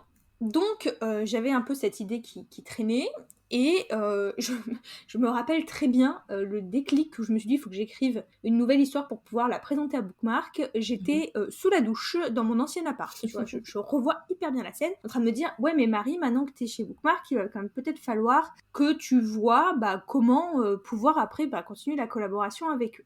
Et c'est comme ça que j'ai commencé à écrire la guilde des émotions. Alors, vu que Wattpad marchait encore un peu à l'époque, que moi j'y avais mon petit lectorat, ça me permettait d'avoir des retours, des avis, donc, et puis moi ça me booste, je suis désolée, ça booste l'ego quand on me lit et qu'on me dit qu'on aime ce que je fais. C'est pour ça que j'ai aussi plusieurs bêta lecteurs. Alors aujourd'hui je poste plus sur Wattpad, mais ce que j'écris, j'ai quand même j'ai entre 5-6 bêta lecteurs qui me lisent, et on va pas se mentir, quand tu lis les commentaires et qu'ils sont contents ou qu'ils réagissent, moi ça me booste. Ça flatte mon ego, donc je suis contente, donc j'écris plus vite. Donc j'avais mis la guilde sur Wattpad pour ces raisons-là, et donc je l'écrivais à la base pour le soumettre chez Bookmark. Ça s'est pas exactement passé comme ça, parce que quand je suis arrivée au bout du manuscrit, j'étais très très satisfaite de mon travail. Je trouve que c'est toujours hyper hautain quand je dis ça, mais ça fait très prétentieuse, je trouve toujours, je suis hyper contente de ce que j'ai fait. Mais non, faut le dire, hein, voilà, soyez fiers de ce que vous faites. J'étais quand même assez fière de ce que j'avais fait, et je trouvais quand même que il y avait un petit potentiel, tu vois. Je me suis dit, bon, oui, je l'ai écrit pour Bookmark, mais j'ai aucun engagement puisque je leur en avais pas parlé de toute façon. Je me suis dit, on va taper un peu plus haut. On va essayer de taper un peu plus haut. Enfin, quand je dis un peu plus haut, oui et non, parce que j'ai soumis donc à 2 maisons d'édition, qui a été Explora Édition, donc une très petite émeu, mais j'aimais quand même bien les valeurs et voilà, j'ai les retours que j'en avais. Et j'ai soumis chez Hachette. Donc à ce moment-là, voilà, on était sur 2 extrêmes, hein. Donc on voit bien que c'était même pas forcément la quête de la grosse émeu, parce que on était chez Explora et j'ai soumis vraiment dans 2 émeux qui sont qui en termes de notoriété n'avaient absolument rien à voir, tu vois. Mais tu vois, typiquement, j'ai pas fait des gros envois comme j'avais fait avec le Cristal Pur où j'ai soumis partout. Voilà, je veux dire là, non, j'avais que ça en tête. Et voilà, j'ai reçu du coup un premier retour négatif d'Hachette, mais qui m'invitait à faire une réécriture. Donc c'est à partir de là que le texte déjà qui est sur Wattpad n'est plus le même. Donc je fais une réécriture, je l'ai fait ça sur l'été 2022, où je change alors pas mal de choses, oui et non, mais j'étoffe beaucoup mon texte. Et je le renvoie, je crois, le 11 septembre 2022, donc à Cyrine, qui est mon éditrice aujourd'hui, hein, pour Become Book Boyfriend. Je le renvoie à Cyrine, et après ça, je m'attaque effectivement à l'écriture de Become Book Boyfriend, parce que j'avais besoin de changer d'air radicalement. Et je commençais à attaquer ma période new romance en plus. Donc, voilà. Entre-temps, Explora m'avait envoyé un refus parce qu'en fait le roman, pour eux, il était trop à cheval. Ils n'arrivaient pas à savoir s'ils le plaçaient en romance ou en urban fantasy. D'accord. C'était trop à cheval entre les deux, tu n'arrivais pas à savoir lequel des deux pouvait l'emporter sur l'un. Ils avaient un peu du mal. Sachant qu'après, elle m'explique que, Lucie, donc, qui est l'éditrice, la créatrice d'Explora, m'explique que du coup, ils vont créer un nouveau label spécialisé dans la romance. Donc, est-ce que j'étais d'accord pour qu'ils étudient le manuscrit pour cette partie-là ? Je lui dis d'accord, mais le sujet se repose pareil, parce que tu sais, il y a toujours pas cet équilibre, il y a toujours trop d'équilibre entre la romance et l'urban fantasy. Tu sais toujours pas dans quelle catégorie tu vas le placer. Bon, donc, ok, moi j'attendais le retour d'Hachette, hein, de toute façon, qui a fini par tomber et qui était négatif. Je pense qu'il m'a fait très mal. Je pense que c'est un des refus qui m'a fait le plus mal. Alors, le Cristal Pur, ça m'a fait mal, mais je me suis habituée rapidement. 15 refus, au bout d'un moment, voilà. Ah, si, ça me fait penser, je fais juste une parenthèse pour les auteurs et les autrices qui vont nous écouter. Je pense quand même que, mine de rien, aussi avoir plusieurs textes sur lesquels tu travailles, des nouveaux projets que comme ça, quand tu as un refus, tu te dis, bon, j'ai un refus, oui, ça me fait mal, mais le fait d'être sur de la nouveauté aussi, ça va t'aider à passer un peu à l'étape suivante, parce que tu dis, ouais mais attends, j'ai ce texte-là en préparation, celui-là, ça va peut-être le faire, tu vois. Donc, je pense aussi que, mine de rien, d'avoir toujours autre chose sous la main, ça m'aide à... Tu vois, je vais pleurer un moment, mais après, ça m'aide à rebondir plus rapidement. Donc bref, le refus tombe. Là vraiment, j'avais envie d'y croire parce que j'avais fait toute ma réécriture pour eux. J'avais vraiment bien suivi leurs guidelines. Voilà, j'ai complètement compris les raisons. Surtout qu'après, voilà, Cyrine m'a demandé à m'appeler pour m'expliquer de vive voix, parce qu'ils avaient quand même apprécié, parce que j'avais vraiment bien travaillé. Voilà ce qu'elle m'avait dit, on voit que tu as mis du cœur, que tu as travaillé. Tu vois, j'avais refait tout mon dossier de soumission correctement, j'avais tout expliqué. Enfin, tu vois, j'avais fait tout le plan du tome 2, alors qu'en plus, ils savent que je travaille pas avec un plan normalement. Donc, tu vois, j'avais vraiment tout bien fait. Donc, déjà, ils tenaient à souligner ce point. Voilà, elle m'explique, je trouve que c'est important quand même de pouvoir avoir, quand tu peux avoir un retour, parce qu'elle m'explique que le texte a beaucoup de qualité, que elle, au niveau de l'histoire, c'était un coup de cœur, mais que le marketing a estimé que l'urban fantasy, c'était pas ce qui se vendait le mieux actuellement. Actuellement, ouais. Du moins, pas en librairie, quoi qu'il en soit. Oui. Et que du coup, ils savaient pas forcément comment ils allaient le vendre, ils étaient pas sûrs que ça trouve son public. Donc, une fois de plus, ça te prouve que c'est pas toujours ta plume ou ton histoire qu'il faut remettre en cause, mais aussi vraiment le marché. Ça, c'est sûr. Oui. Surtout en maison d'édition, donc en édition traditionnelle. Voilà. Parce que voilà, souvent, en tant qu'auteur, quand tu reçois un refus, tu le prends pour toi, tu le prends pour ta plume, tu le prends pour tes compétences. Enfin, voilà, tu te dis, je suis nulle, j'y arriverai jamais, j'écris mal. Alors que, autant le Cristal Pur, je pense qu'il est mal écrit. Mais voilà, autant la guilde, vraiment, on m'a rassurée en me disant, c'est vraiment pas le roman en lui-même le problème, c'est pas ta plume, c'est pas ce que t'as fait, c'est pas ta construction. Bon, il y avait quelques lacunes, on va pas se mentir, mais comme la plupart des romans, enfin je veux dire, s'il y a un travail éditorial derrière, c'est pas pour rien. Oui, bien sûr. Mais elle m'a dit, on sait pas comment on va le vendre, vraiment. Et je le savais, enfin au fond de moi, je savais très bien que l'urban fantasy, en librairie, c'est pas ce qui se vend. Donc, je suis pas tombée des nues non plus, et bon, je le savais. Et c'est après, là, dans la discussion, qu'on en est venu à parler de romance et compagnie, et que je lui ai dit, là, en ce moment, je tente un truc, j'écris de la romance, et que, des mois plus tard, nous en arrivons à la publication de Be Comme Boyfriend. Mais pour finir sur la guilde, donc vu qu'à ce moment-là, Cyrine me dit, nous, de la romance française, on en a très peu chez Hachette, et je serais intéressée pour le lire quand tu auras terminé, tu te doutes bien que j'ai mis toute mon énergie là-dedans. Que j'ai eu en plus par-dessus ça derrière les corrections éditoriales de Héritier du Solstice tome 1, la réécriture du tome 2, tout ce qui concernait B comme Book Boyfriend. Donc autant dire que la guilde s'est passée à autre chose. Ouais. Jusqu'à dans l'automne, je sais pas pourquoi, un beau jour, j'ai écouté la playlist, que j'ai une playlist par roman. J'ai écouté la playlist, je me suis tapé un élan de nostalgie, je me suis dit, c'est triste quand même d'avoir mis ce texte de côté. Et du coup, je l'ai envoyé à Bookmark, ce qui était du coup mon plan initial. Et on en reparlera dans quelques mois. Ça marche. Voilà, à mi-mot, on va laisser passer la vague HDS tome 2 projet doudou, et quand on sera un peu plus calme, on passera, on passera à la suite, on parlera de la suite, enfin des autres, enfin de l'avenir de la guilde, mais là je vais laisser passer la grosse vague HDS 2 projet doudou. Oui, normal, ça fait beaucoup là. De parler du reste. Ouais. Ok. Écoute, je voulais faire une petite pause dans l'interview pour faire la fameuse interview Inception. Là, depuis le lancement de la saison 3 du podcast, je fais ce qu'on appelle l'interview catastrophe. Donc, c'est une ou deux petites questions sur des événements catastrophes, voilà. Et qu'est-ce que tu ferais dedans? Et je pense que la première va bien justement avec les héritiers du solstice. Donc, d'accord. Imagine que les saisons naturelles ont cessé et que la Terre est bloquée dans un hiver perpétuel. Quels sont les 3 objets qui peuvent t'aider à braver le froid? À braver le froid? Ouais. Ma doudoune. J'ai une super doudoune, franchement, tu peux mettre le lien dans les notes de l'épisode. J'ai une super petit lien sponsorisé. Ouais, on revient sur ça, le blog mode, tu vois. C'est ça, ma doudoune est géniale. Non, vraiment, je l'ai eu à Noël l'année dernière, elle est super. Voilà, ma doudoune. Si on parle de manière totalement rationnelle et pas fantaisiste, une mini bouillotte pour les mains. Tu sais, genre celle que tu frottes et pouf, ça chauffe. Et qui s'active. Vous sentez la fille qui a fait des soirées passe annuelles à Disneyland en plein hiver à 3h du matin où t'en peux plus de ta vie. Et 3, la chaleur humaine. Je pense que peu importe ce qui t'arrive, ne serait-ce que pour le côté physique de la chose, quand tu fais un câlin à quelqu'un, forcément t'as plus chaud.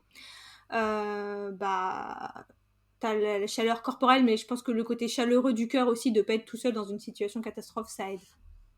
Tout à fait. Et la deuxième situation, c'est tu te retrouves coincé dans une salle de cinéma qui diffuse le même film en boucle. quel serait pour toi le meilleur film dans cette situation ou le pire film dans cette situation? Et qu'est-ce que tu fais pour t'en sortir? Hem, alors, je pense que moi, je mettrais, alors j'ai regardé beaucoup de vieux films quand j'étais petite, enfin ma mère adore, le vieux cinéma français.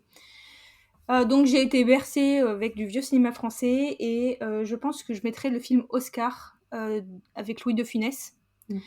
C'est pas un des plus connus, hein. Quand on parle de Louis de Funès, tout le monde connaît, Les Gendarmes, à Saint-Tropez. Effectivement. Bah, je vous invite à regarder Oscar. C'est pas très long, mais en fait, du coup, moi, vu que je connais déjà le film par cœur et les répliques par cœur, une fois de plus ou une fois de moins, j'ai envie de dire, c'est pas grave. Donc je pense que, on partirait sur Oscar. Et j'ai oublié la deuxième partie de la question. C'était quoi? Bah, le pire film dans cette situation, pour toi? Ah! S'il y a un film que tu détestes, que Heu, tu peux plus jamais revoir, que ce serait un supplice de voir en boucle. Le Tombeau des lucioles.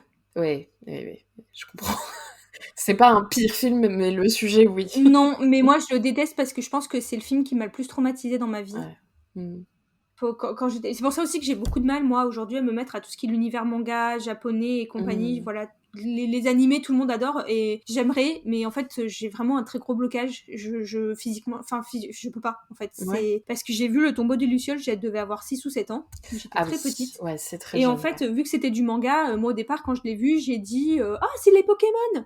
Alors que Mmh. pas du tout, mais parce que la seule référence que j'avais à l'époque, c'était les Pokémon. Donc, bon, si tu veux, mes parents n'ont pas forcément cherché malheureusement sur le coup et ils m'ont laissé devant le tombeau des lucioles à ouais, 7 ans, je dirais, 6-7 ans, et bah ça m'a traumatisée, Ouais. vraiment. C'est-à-dire que où il y a la scène où sa mère a été grande brûlée, mais vraiment, il n'y a rien à faire. Enfin, ça m'a traumatisée. Ouais. Et tu vois, quand on était au lycée, on nous a justement emmenés voir le tombeau des Lucioles. Moi, on m'avait dit on va au cinéma avec la classe. J'ai dit ok, on va au cinéma. Quand j'ai compris, arrivé devant quand ça a commencé, que j'ai compris quel film c'était, je Mmh. me suis liquéfiée, enfin vraiment à pleurer. Je suis restée parce que j'avais pas le choix. Mais j'ai passé tout le film, les mains devant les yeux, à paniquer, à me dire je peux pas revoir ça, je peux pas revoir ça. Tu Ouais. vois, même aujourd'hui à 29 ans, là vous vous dites que la meuf est complètement frappadingue, mais ça a tellement été un trauma. Oui, mais l'ayant vu jeune aussi, forcément, hein. C'est pour ça que les animés, les choses comme ça, j'en regarde certains parce que pour ma culture, j'estime que c'est bien de les avoir vus. Mais à chaque fois, c'est très dur pour moi de mettre un animé parce que ça me rappelle ça en fait et que derrière, je suis pas bien quoi. Ouais, tu cette appréhension qui est liée, quoi. Mm. OK, d'accord. Ouais. Bon, on va rester sur Oscar, du coup. Oscar en Ouais, boucle, Oscar, c'est c'est bien. mieux. Ça marche, OK.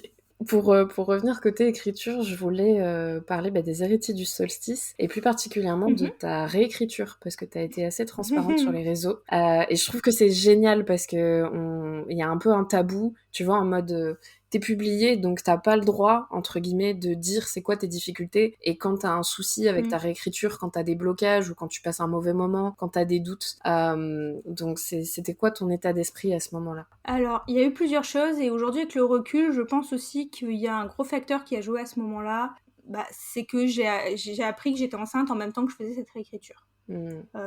Voilà. Et je pense qu'au départ, j'en avais pas forcément conscience, mais je pense qu'à ce moment-là, bah forcément, t'apprends ça dans ta tête, surtout que c'était voulu, mais c'était quand même soudain. Ouais. Enfin, si tu veux, je m'attendais pas à tomber enceinte si vite. Enfin, je veux dire, voilà, comme j'ai déjà dit, au début juin, on s'est dit viens, on essaye de faire un enfant. Une semaine après, j'étais enceinte. Donc si Ah tu oui, veux, ah oui, très, très rapide, quoi.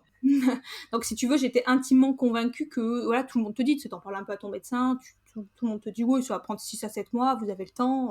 Bon, donc toi dans ta tête, t'es là, ok, très bien. Enfin, tu vois, ok, bah ça aura pris une semaine. Donc je pense que mine de rien, même si sur le coup j'étais très contente et tout, bah je pense que ça m'est un peu tombé dessus. Et même si je suis Mmh. toujours en mode warrior, en mode je suis pas fatiguée, tout va bien, non, je pense que mon corps, il a, à ce moment-là, il a fatigué aussi. Et forcément, bah, tu vois, dans ta tête, tu vas te coucher à ce moment-là, au lieu de penser à ton histoire, ce que je fais traditionnellement et ce que j'arrive à refaire aujourd'hui, c'était bah, que va devenir ma vie, quoi, quelle va être ma vie.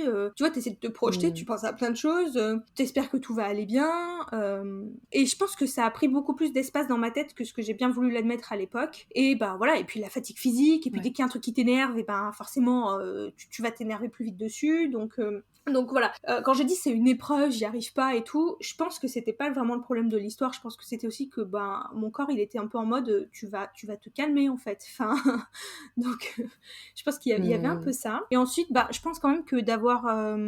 il faut savoir que le tome 1, je l'ai fini à l'automne 2020. Tout de suite, j'ai enchaîné le tome 2.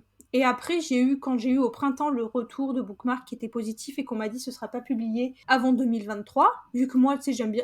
Je peux pas écrire 2 tomes à la suite, en général, j'aime bien couper un peu, tu vois. Je me suis dit, vas-y, j'ai le temps. Ce qui s'est passé, c'est que ma plume, elle a énormément changé entre-temps, parce que j'ai écrit Héritier du Solstice tome 1 à la 3e personne. Après, j'ai écrit la Guilde des émotions à la 1re, et je pense qu'avec la Guilde, j'ai vraiment trouvé la manière dont j'aimais écrire. Quelle était ma plume, voilà. Parce que Héritier du Solstice, je l'ai écrit à la 3e au départ, parce que je me disais oui, mais en fait ce qu'il faut écrire c'est à la 3e, tu vois, j'avais encore un peu ces croyances stupides.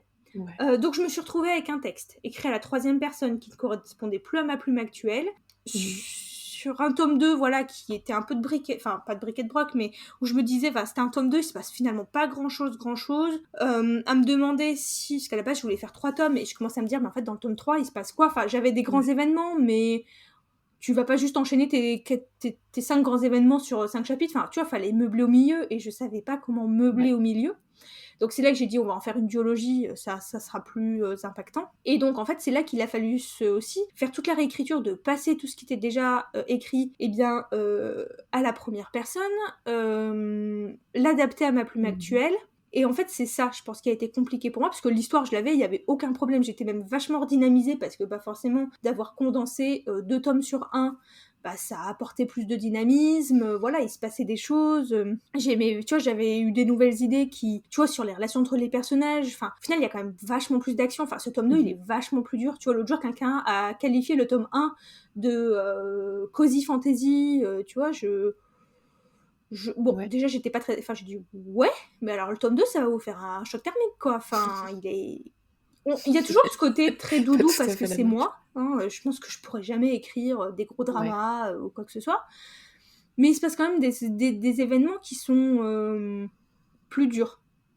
Donc tu vois, il y avait un niveau intrigue, histoire, c'était hyper intéressant, mais niveau plume, il y avait trop de temps qui était passé, j'avais trop évolué, et du coup je pense qu'entre je reconnais pas ma plume, il faut que je me réadapte à mes anciens codes tout en essayant d'adopter les anciens codes aux nouveaux, et en même temps je viens d'apprendre que je suis enceinte, et au final je me rends compte que je suis crevée et que dans ma tête c'est n'importe quoi.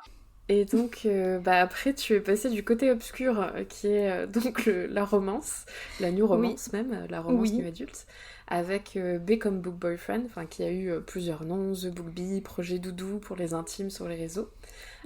Est-ce que tu peux nous parler, voilà, de tout ce processus et ce travail, dernièrement même, sur le titre et la couverture? Oui, alors il faut savoir que c'est des éléments qui ont été travaillés très très tôt. La couverture, moi je l'ai depuis... les premières ébauches de couverture, je les ai depuis fin juin 2023. Ah oui. Donc voilà, moi ça fait depuis fin juin que en fait je cache je cache tout ça alors que je l'ai. Donc je dis souvent que l'édition ça t'apprend la patience. Tout à fait. Et le titre aussi, du coup, je l'avais déjà, en fait. Alors, ce qui s'est posé comme question pour le titre, c'est qu'effectivement, on n'allait pas le publier sous le nom de Projet Doudou. Enfin, on aurait peut-être pu, mais... voilà, je suis pas sûre que ça aurait été très évocateur, même si on est tous d'accord pour dire que c'est ce qui lui allait le mieux. Tu vois, genre, cette semaine, j'ai reçu un mail de la part de l'une des correctrices de chez Hachette, quelqu'un avec qui je n'avais pas eu de contact jusqu'à maintenant, voilà, pour me dire qu'elle avait beaucoup aimé travailler sur le livre, et qu'effectivement, elle comprenait totalement pourquoi je l'avais appelé Projet Doudou, et que ça lui correspondait totalement, tu vois, donc je pense qu'on se serait vraiment tous retrouvés dedans. Mais c'est vrai que je pense que si tu voyais Projet Doudou sur les étagères de la librairie, tu dis ok. Et ensuite, The Book Bee, c'était pas forcément très évocateur non plus. Alors c'est le nom de la chaîne, des réseaux sociaux des deux meilleures copines dans le roman. Parce que du coup, c'était The Book Bee pour The Book Boyfriend, mais aussi The Book Best Friend. En fait, le deuxième, le B correspondait à Best Friend ou Boyfriend, tu vois. Mais effectivement, ils avaient peur aussi que ça soit pas forcément hyper évocateur aux lecteurs et aux lectrices. Donc, mais vu qu'on aimait bien garder cette notion voilà, liée au livre, et surtout qu'Hachette venait de faire paraître un roman qui s'appelait Comme dans les livres, voilà, on pouvait pas le réutiliser. Et c'est là que du coup ils m'ont proposé B comme Book Boyfriend, puisqu'on gardait quand même un petit peu quelque chose qui se rapprochait de mon titre initial. Ouais. Et qui là pour le coup était hyper évocateur. Et puis de toute façon dans le roman, Nori fait beaucoup enrager Joshua sur la notion justement de book boyfriend. Enfin voilà, quand elle lui explique, quand il lui demande pourquoi leur compte Instagram s'appelle The Book Bee, elle lui explique donc ce qu'est un book boyfriend. Et tu vois que le mec il en prend un peu pour son ego quand même. Enfin, voilà. Donc ça c'est au tout début du livre, donc c'est pas un spoil. Mais du coup après voilà, t'as toute une notion sur le book boyfriend et le real boyfriend, tu vois, enfin voilà, qui est ton vrai petit copain. Donc voilà, c'est vrai que ça collait bien au roman, donc on est parti sur ça. Et puis on s'est dit, comme ça, si dans l'optique, enfin parce que moi j'avais quand même plusieurs idées, puis bon, c'est un secret pour personne, je bosse sur une éventuelle suite, tu peux le décliner à l'infini, hein, j'ai envie de dire. Enfin, tu vois, genre, pendant que Cyrine, donc mon éditrice, lisait et faisait le travail édito, il y a des moments où on voyait tel ou tel personnage, elle me disait, oh, lui, on pourrait faire un, je sais pas, G comme Grumpy Sunshine, pour lui on pourrait faire F comme Force Proximity, tu vois. Du coup on était partis vraiment dans notre délire, donc voilà. Alors on va pas faire ça, mais c'était pour illustrer l'exemple. J'allais dire c'est une super exclue pour le tome 2, ça dit donc. Non. non. On n'a rien on va pas faire ça, mais du coup c'était un peu du coup parti sur le jeu de mots qui nous a suivis après pendant toutes les corrections édito, quoi. Ok. D'ailleurs je vais faire une petite parenthèse parce que j'ai eu la chance de lire en tout cas un premier G, on va dire, ou entre quelques corrections un G. J'ai surtout eu la chance de bénéficier de ton savoir. Vraiment, ça m'a vraiment sauvé la vie, je pense. Écoute, c'était avec grand plaisir et du coup on en parle beaucoup sur ton podcast. On a fait 2 épisodes, il y en a un qui va sortir bientôt, donc je les mettrai dans la description de cet épisode pour pas faire redite sur toute l'américanisation et le travail qu'on a fait ensemble sur quoi la vie sur un campus aux États-Unis. Donc allez écouter ces épisodes, on papote longuement sur le sujet. Mais moi ce qui m'intéresse surtout c'est de parler du tome 2 parce que j'ai eu un énorme coup de cœur comme 99% des gens sur Emmett. Alors Joshua et Nori on les adore, on est d'accord, mais Emmett, c'est le degré au-dessus. Et donc, voilà, tu travailles actuellement sur un tome 2, parce que ça pourrait être une saga, si je me trompe pas, en 3 ou 4 tomes, enfin en tout cas, comment tu l'envisages. Alors c'est des tomes compagnons, donc j'ai envie de dire que c'est infini, entre guillemets, en plus, enfin, tu peux toujours ramifier, enfin... C'est un peu le souci, c'est que des fois, t'écris un truc, tu vois, où quand on faisait le travail édito, des fois, Cyril me disait... Et ça, non, ça, j'ai pas l'idée pour ce personnage-là. Je note pour plus tard, mais là, tout de suite, non. Ouais, mais tu peux laisser des indices, c'est ça qui est bien. C'est infini. Autant que le personnage est trop, tu peux y aller. C'est ça, exactement, ouais. T'es pas obligé de lancer une série tout de suite, mais t'as comme tu disais, des ramifications où tu peux décliner ça à l'infini et revenir plus tard. Donc, qu'est-ce que tu pourrais nous dire sur Emmett, sur le projet Penmet même? Très peu de choses, j'imagine, mais... À la base, c'était pas du tout prévu. Ça, je peux vous... Enfin, pour ce qui me concerne, moi, je voulais vraiment écrire une histoire en un tome et justement pas pour une fois me lancer dans un truc qui allait être long, où il allait falloir faire suivre des tomes et compagnie. Alors, c'est l'avantage du tome compagnon, c'est que... un tome, une histoire, donc tu vois, même si un jour tu te dis c'est bon, il me saoule, je peux plus les voir, si t'arrêtes à la fin d'un tome, alors on va dire que peut-être les personnages manqueront aux lecteurs, aux lectrices, mais t'auras la fin d'une histoire, tu vois, on va pas planter les gens sur un cliffhanger de 2e tome en mode voilà, débrouillez-vous avec ça, enfin tu sais que t'as un début et une fin. Donc j'étais pas du tout partie pour l'écrire, enfin voilà, moi je voulais juste écrire mon projet doudou tranquille, mais c'est vrai qu'en l'écrivant, tu te dis il y a un truc là. Et effectivement, tu vois en fait l'engouement, ton propre engouement pour le propre personnage que tu as créé. Vraiment, mais à un moment, je me suis dit, mais on peut pas genre juste... on enlève le tome 1 et juste on fait le tome 2. Enfin, je veux dire, limite maintenant, Josh et Nori, on s'en fout quoi. Moi, je veux voir Emmett. Et je me suis dit, non, mais il y a quelque chose à faire. Enfin, ce personnage, vraiment, mes bêta lectrices... tu vois, j'ai même une de mes bêtas qui s'est fait faire un suite Emmett Retriever, tu vois. Enfin, vraiment, je sens qu'il y avait un truc et du coup, j'ai eu envie de l'écrire. Donc là, je suis en train de l'écrire. Mon but, c'est de le finir avant l'arrivée de Baby Plume. Hein, donc, comment te dire, j'ai pas fait le calcul des jours, mais en gros, dans 6 semaines, il faut que ce soit terminé. Je sens que là, je suis à peu près à la moitié. C'est vraiment... je sais pas comment dire, mais c'est vraiment des personnages auxquels je suis hyper attachée. Et pour une fois, je réfléchis aussi en termes un peu peut-être de problématiques des personnages et de thèmes à exploiter. Ce que je faisais pas du tout avant, c'est-à-dire que les thèmes s'imposaient à moi. Alors là, l'avantage, c'est que, mine de rien, Emmett et Penny, tu les as au tome 1. Donc, tu sais quelles sont les problématiques... alors, surtout de Penny, parce que Emmett, t'as l'impression qu'il a pas de problème dans sa vie. Enfin, que, justement, c'est vraiment... tu vois, il y a vraiment le trope du Golden Retriever. Tu vois, j'ai découvert le trope du Golden Retriever il y a pas très longtemps, mais on est en plein dedans. C'est-à-dire que quand j'ai commencé à écrire le personnage d'Emmett dans le tome 1, je savais pas que le trope du Golden Retriever existait, tu vois. Et c'est un jour, je lis un livre et je vois dans une des publications de l'autrice qu'il y avait écrit Golden Retriever trope, tu vois, je me dis... c'est Emmett. Et en plus, du coup, ce qui est hyper anecdotique, c'est que du coup, quand j'ai créé son nom de famille, qui est du coup Retriever, tu vois, enfin, c'est pas écrit comme le chien, mais tu vois, il y a la sonorité, c'est ça. Tu vois, enfin, le son, c'est le même, enfin, voilà. Et quand j'ai en fait choisi d'écrire son nom de famille, en fait, il faut savoir que les noms de famille des personnages sont des noms d'animaux anagrammés. Tu vois, surtout Joshua, Nori, enfin, parce qu'un jour, tu vois, j'ai toujours du mal à trouver des noms de famille. Donc je dis à Edgy, tu peux me donner un animal, s'il te plaît. Donc, je vous dis pas lequel, vous amuserez à chercher à remettre leur nom dans le bon sens. Et donc, en fait, leur nom de famille, c'est des animaux. Et pour Emmett et Penny, j'ai fait ça, mais avec des races de chiens. En le disant, c'est complètement con. J'ai fait ça que alors je les ai pas anagrammés, hein, j'ai juste pris la race du chien, ou à la limite changer une lettre ou deux, parce que Penny c'est Pénélope collée, donc comme un collet quoi. Ouais. Et Emmett, donc c'est Retriever comme le Golden Retriever. Et en fait, je suis partie sur ça parce que je dis, Emmett est blond, le Golden Retriever souvent c'est blond-blanc, tu vois, donc allez, Retriever, tu vois, on est parti.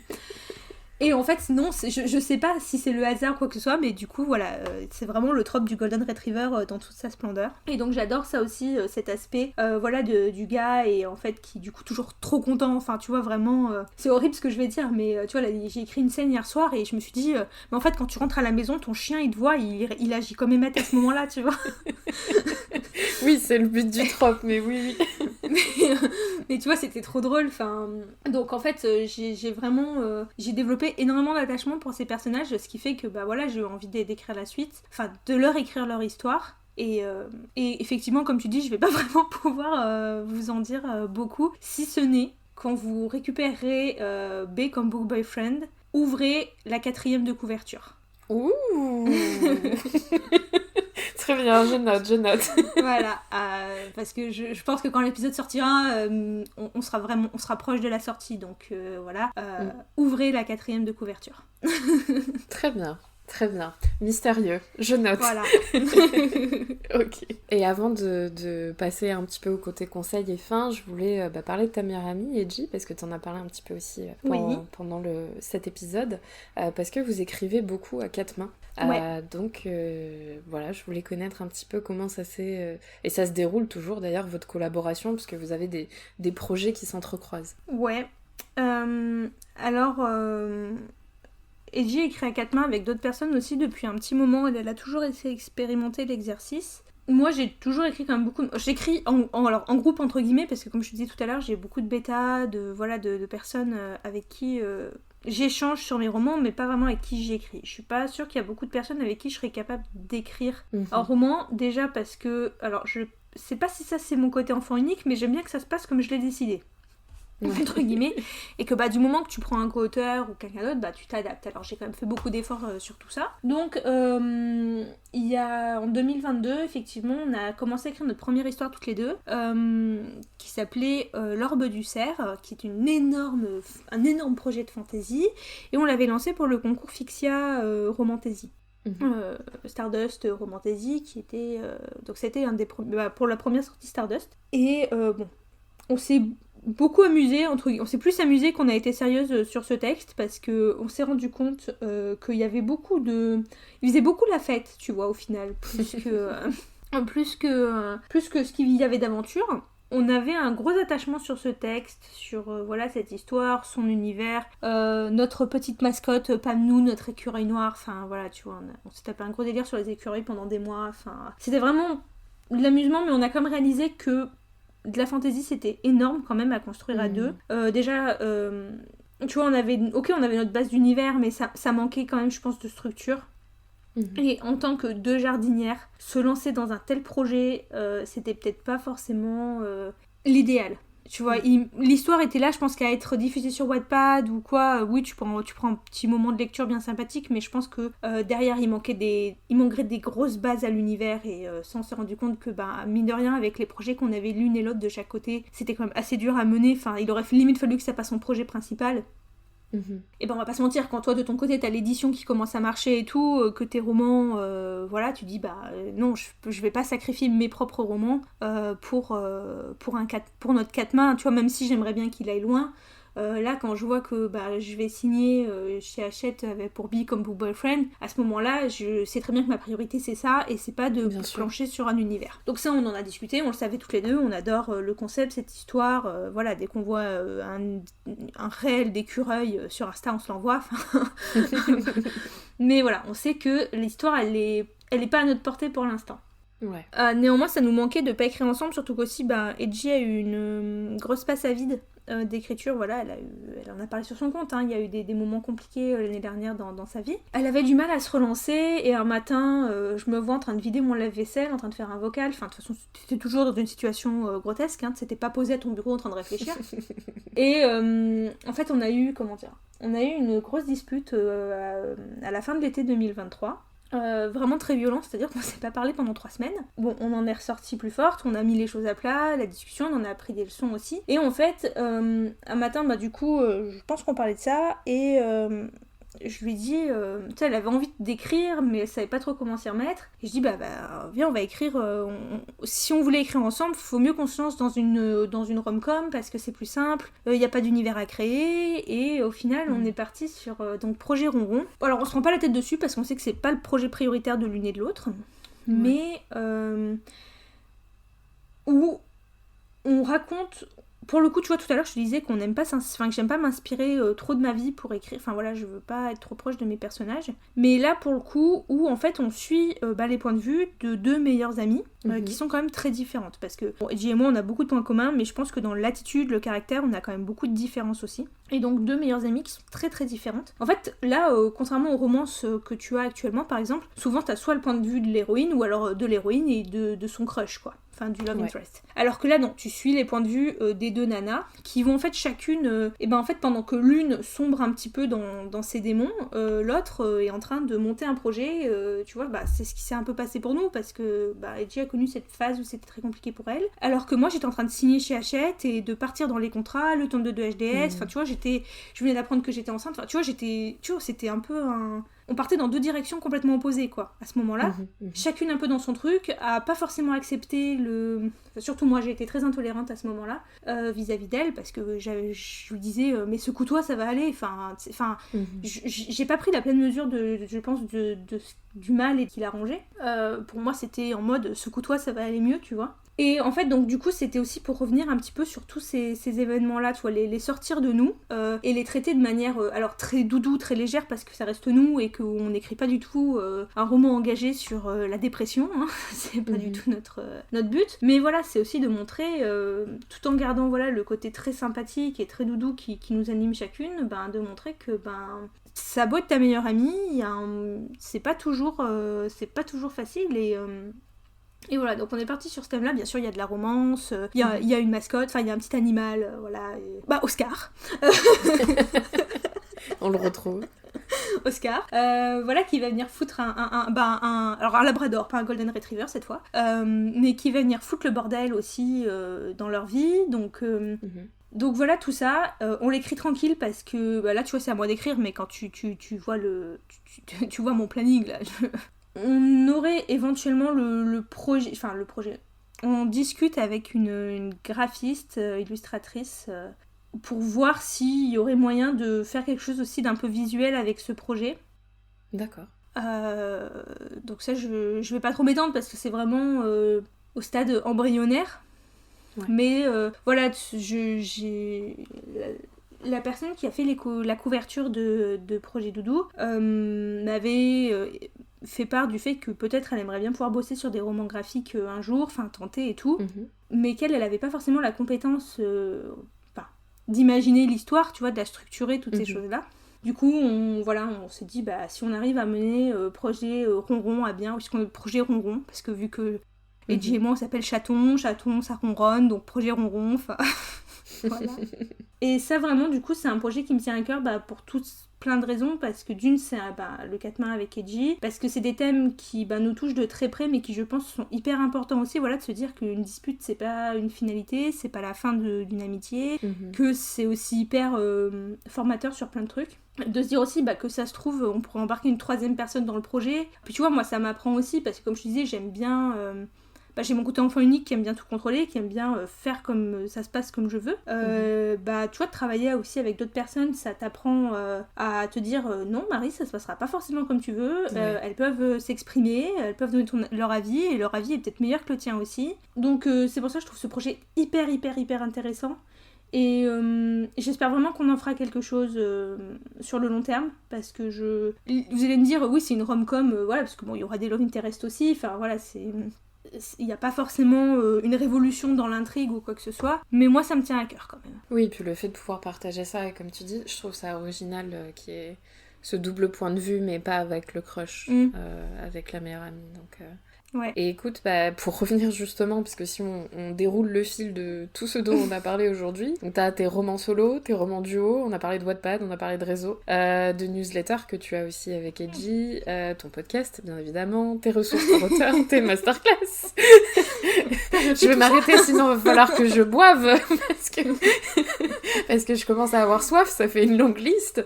Et tu as aussi ta vie personnelle, voilà, donc comment tu arrives à trouver un équilibre avec tout ça, parce que je pense savoir ce que tu vas me dire, d'abord, on va voir ensuite, mais c'est difficile d'avoir un équilibre, quoi. Je vais te dire ce que je dis à tout le monde, c'est que je le fais, c'est tout. Non, mais je suis d'accord que vu de l'extérieur, tout le monde me dit, mais comment tu fais? Mais je sais pas, moi j'ai pas vraiment l'impression de faire quelque chose d'exceptionnel, parce que déjà ça fait très longtemps que c'est mon quotidien. Et parce que, après, il y a des périodes, hein, tu vois, il y a des périodes où je vais être beaucoup plus concentrée sur Parole de Plume ou mes réseaux, et je vais écrire un peu moins. Où il y a des périodes où je vais être vachement plus sur l'écriture, et les comptes réseaux, ils vont tourner un petit peu au ralenti. Je donne toujours des grands conseils d'organisation, que j'essaye d'appliquer, que j'applique pas toujours, hein. Il y a des périodes, là en ce moment, tu vois, j'ai un planning sur Notion, mais va se faire le planning, hein, franchement, c'est c'est au jour le jour. Alors, en ce moment, j'estime que ça compte moyen parce que vu que je suis en congé mat, toutes mes journées sont dédiées à ce que je veux. Et encore, j'estime que je n'en fous pas une. Donc voilà. Mais sinon, de toute façon, je pense que j'ai besoin de structure et qu'il se passe des choses. Enfin, tu vois que j'écris plus quand je travaille. Parce que, en fait, j'ai ma journée de boulot et je sais très bien que si je veux que le reste se fasse, il va falloir le faire dès que je vais avoir du temps de libre. Tu vois, c'est ce que je disais dans la masterclass que j'ai animée sur les mots raturés. Il faut vraiment rentabiliser ces temps morts. Ouais. Et je pense que j'ai ça aussi, c'est que je rentabilise comme assez bien mes temps morts, tu vois. C'est-à-dire que je suis dans les transports en commun, au lieu d'attendre que le temps passe et de juste scroller les réseaux, moi j'ai pas de mal à écrire sur mon téléphone, tu vois. Ou le soir, tu vois, il y a plein de gens, ils sont hyper à jour dans plein de séries Netflix. Moi, je suis en train de regarder la saison 2 des Bridgerton en ce moment, tu vois. Je te dis ça parce que j'ai vu que tu allais attaquer un marathon Bridgerton. Mais voilà, tu vois, parce que je priorise... Alors, Oui. Bon, il y en a qui vont dire faut pas que tu oublies tes loisirs. Mais moi, écrire pour moi, ça reste un loisir. C'est pas mon gagne-pain principal. C'est pas. Tu vois, j'ai un CDI que j'ai pas forcément l'intention de quitter, tu vois. Enfin, que j'ai pas forcément l'intention ferme de sortir du salariat. Peut-être qu'un jour l'opportunité se présentera de monter ma boîte, j'aimerais bien aussi parce que je kifferais, mais d'un autre côté je sais pas si je me fais 100% confiance pour être 100% autonome. Alors j'aime bien quand tu deviens ta seule source de revenus, je pense que c'est un petit peu différent. Mais j'ai besoin de cette structure en fait, de savoir que je me lève, je vais au boulot, pendant que je suis au boulot je peux pas écrire, donc en fait quand je rentre je veux écrire. Alors là va y avoir aussi la contrainte entre guillemets supplémentaire de l'enfant qui va se rajouter. Je ne sais pas comment je vais gérer, je ne sais pas, je prends beaucoup les choses comme elles viennent. Je suis pas quelqu'un, tu vois, dans mes romans, tu vois, genre typiquement Penny est une maniaque du contrôle dans le tome 2 de projet Pemnet. Penny est une malade du contrôle. Après, les techniques de Penny, je les estime plutôt bonnes, je les ai testées, mais après moi, je suis très... on va voir comment ça se passe et puis on avise, quoi. Et c'est un peu pareil, si tu veux. J'ai toujours fonctionné comme ça et... je me suis toujours adaptée, j'ai toujours trouvé des solutions, j'ai toujours trouvé le temps de tout faire. Au pire, si un post Instagram n'est pas posté le jour où j'avais prévu, mais qu'il est posté 2 jours plus tard, et on s'en remettra. Enfin, tu vois, autant pour mes romans, oui, quand tu dois rendre ton travail édito à telle heure, telle date, tel jour, ou alors on t'a mis une deadline pour tel roman, oui, il va falloir le rendre. Après moi je travaille, alors c'est horrible ce que je veux dire, mais je travaille bien dans l'urgence. C'est-à-dire que je fais partie des gens qui vont procrastiner jusqu'à ce que t'arrives au moment où maintenant t'as plus le choix. Et je travaille beaucoup mieux comme ça. Tu vois, il y a des genre mon chéri par exemple, lui il a besoin que tout se fasse dans le calme, de bien anticiper ses tâches, tu vois, de ne rien faire dans l'urgence, tu vois, que tout soit bien cadré, que ce soit fait tranquillement pour que tu te retrouves pas dans une situation de oh là là faut le faire vite, tu vois. Grand stress, ouais. Alors que moi, du moment que je suis pas dans cette situation un peu borderline en mode là va vraiment falloir que tu te bouges les miches, je suis pas, tu vois, il va rien se passer, hein. Genre là, j'ai dit projet Pemnet, je veux le finir avant d'accoucher, je commence tout juste à me dire ouais Marie, va peut-être falloir que tu te bouges les miches là, tu vois, enfin... Parce que je sais que la deadline elle se rapproche, mais je sais que tant que je suis pas dans la zone orange cramoisie, je suis très détente, hein. Donc... Ouais, mais après tu te connais, donc ça te permet aussi toi de t'organiser. Chacun a son caractère, chacun a son organisation, et tu restes très organisé à côté, donc ça te permet aussi d'avancer plus vite ou de mettre les bouchées doubles quand t'as besoin, quoi. Voilà, j'ai pas de plan de mes romans, mais tu vois, typiquement sur les réseaux, je sais ce que j'ai à faire. Tu vois, genre là maintenant, tu vois, genre même les podcasts ou tout ça, tu vois, j'ai quand même un planning Notion où j'essaye de vraiment noter, tu vois, tout ce que je dois faire parce que sinon, là en plus, je sais que j'oublie dernièrement, tu vois, il se passe quand même beaucoup de choses et je sais que j'oublie, tu vois. Tu vois, ça se fera, et puis comme pour l'instant, alors à part ce qui est d'écrire pour l'édition, comme je disais, le travail édito, ces choses-là, ou après mon CDI, tout le reste, si c'est pas fait, ça dépend que de moi. Oui, ouais. Le jour où ce sera peut-être qu'un jour je vivrai de savoir de plus, mais là, oui, ce sera mon gagne-pain, et même si ça dépend que de moi, du coup, faudra que ce soit fait parce que sinon, j'aurai pas de quoi payer mes charges à la fin du mois, tu vois. Ouais, donc c'est différent aussi. Mais là, j'en suis pas là, donc voilà, je pense qu'il faut quand même de la discipline. Et puis après, c'est une question de savoir ce que tu veux dans la vie. Comme j'ai déjà dit, moi, je sais que mon rêve, c'est de voir mes livres en librairie, c'est qu'ils soient publiés, c'est de signer des contrats.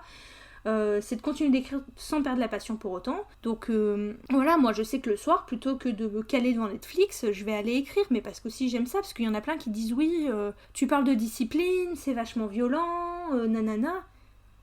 Bah oui, mais moi je sais que mon rêve, c'est de voir mes livres finis, c'est de les avoir dans mes mains. Donc en fait, c'est pas en procrastinant H24, en remettant l'écriture d'un chapitre au lendemain que ça va arriver, quoi. Oui, tout à fait. Et puis de toute façon, ça c'est valable dans tous les pans de la vie. Enfin, si tu veux, je sais pas, faire un marathon, si tu vas courir une fois tous les 3 mois, tu vas pas y arriver. Par contre, si tu vas courir 2-3 fois par semaine et que tu te mets des objectifs, je cours tant de kilomètres ou tant de temps, tu peux arriver à faire ton marathon en, je sais pas, bon, j'y connais rien en course, mais oui, 2 ans, on a compris l'idée. Voilà, c'est pareil pour les livres. Donc oui, c'est un équilibre entre t'as le droit de te faire plaisir, t'as le droit de regarder Netflix, mais par contre, est-ce que t'as besoin de regarder Netflix tous les soirs alors que tu pourrais avancer sur ton roman ? Peut-être pas. C'est ça. Voilà. C'est ça. Et vraiment, moi, j'ai pas l'impression de m'imposer vraiment quelque chose, mais par contre, je sais que c'est pas c'est pas en ne me l'imposant pas non plus que ça n'arrivera pas. Oui, mais encore une fois, voilà, ça dépend des caractères et c'est ta façon C'est de ça. travailler et c'est ce qui marche pour toi.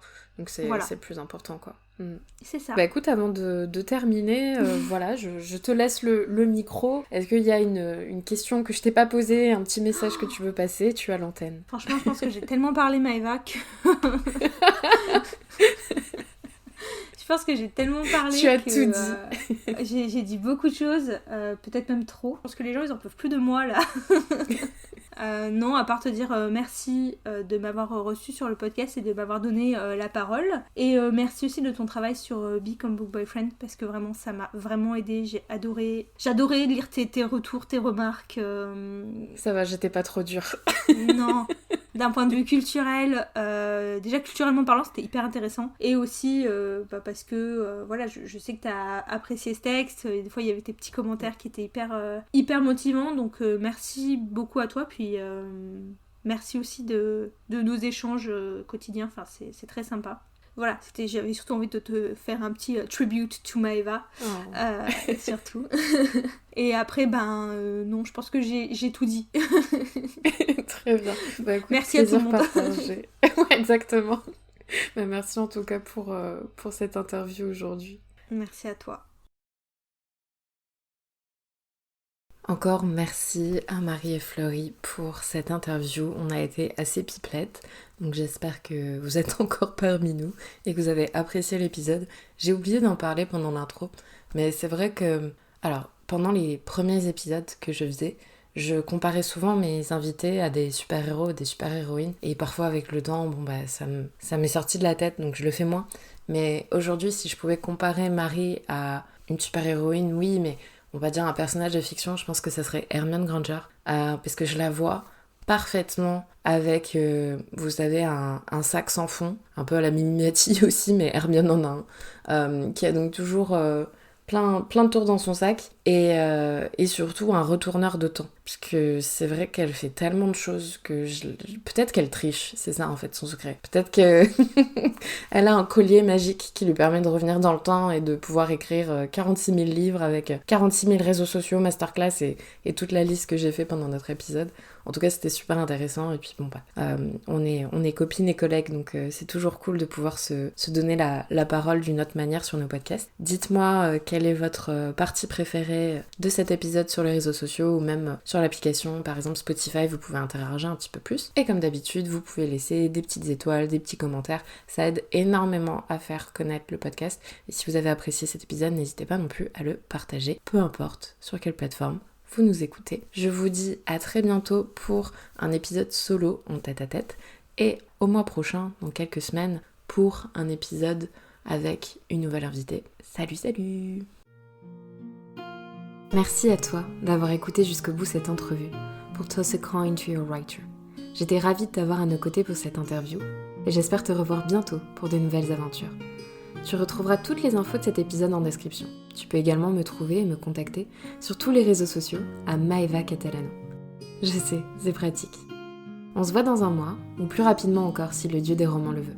À très vite!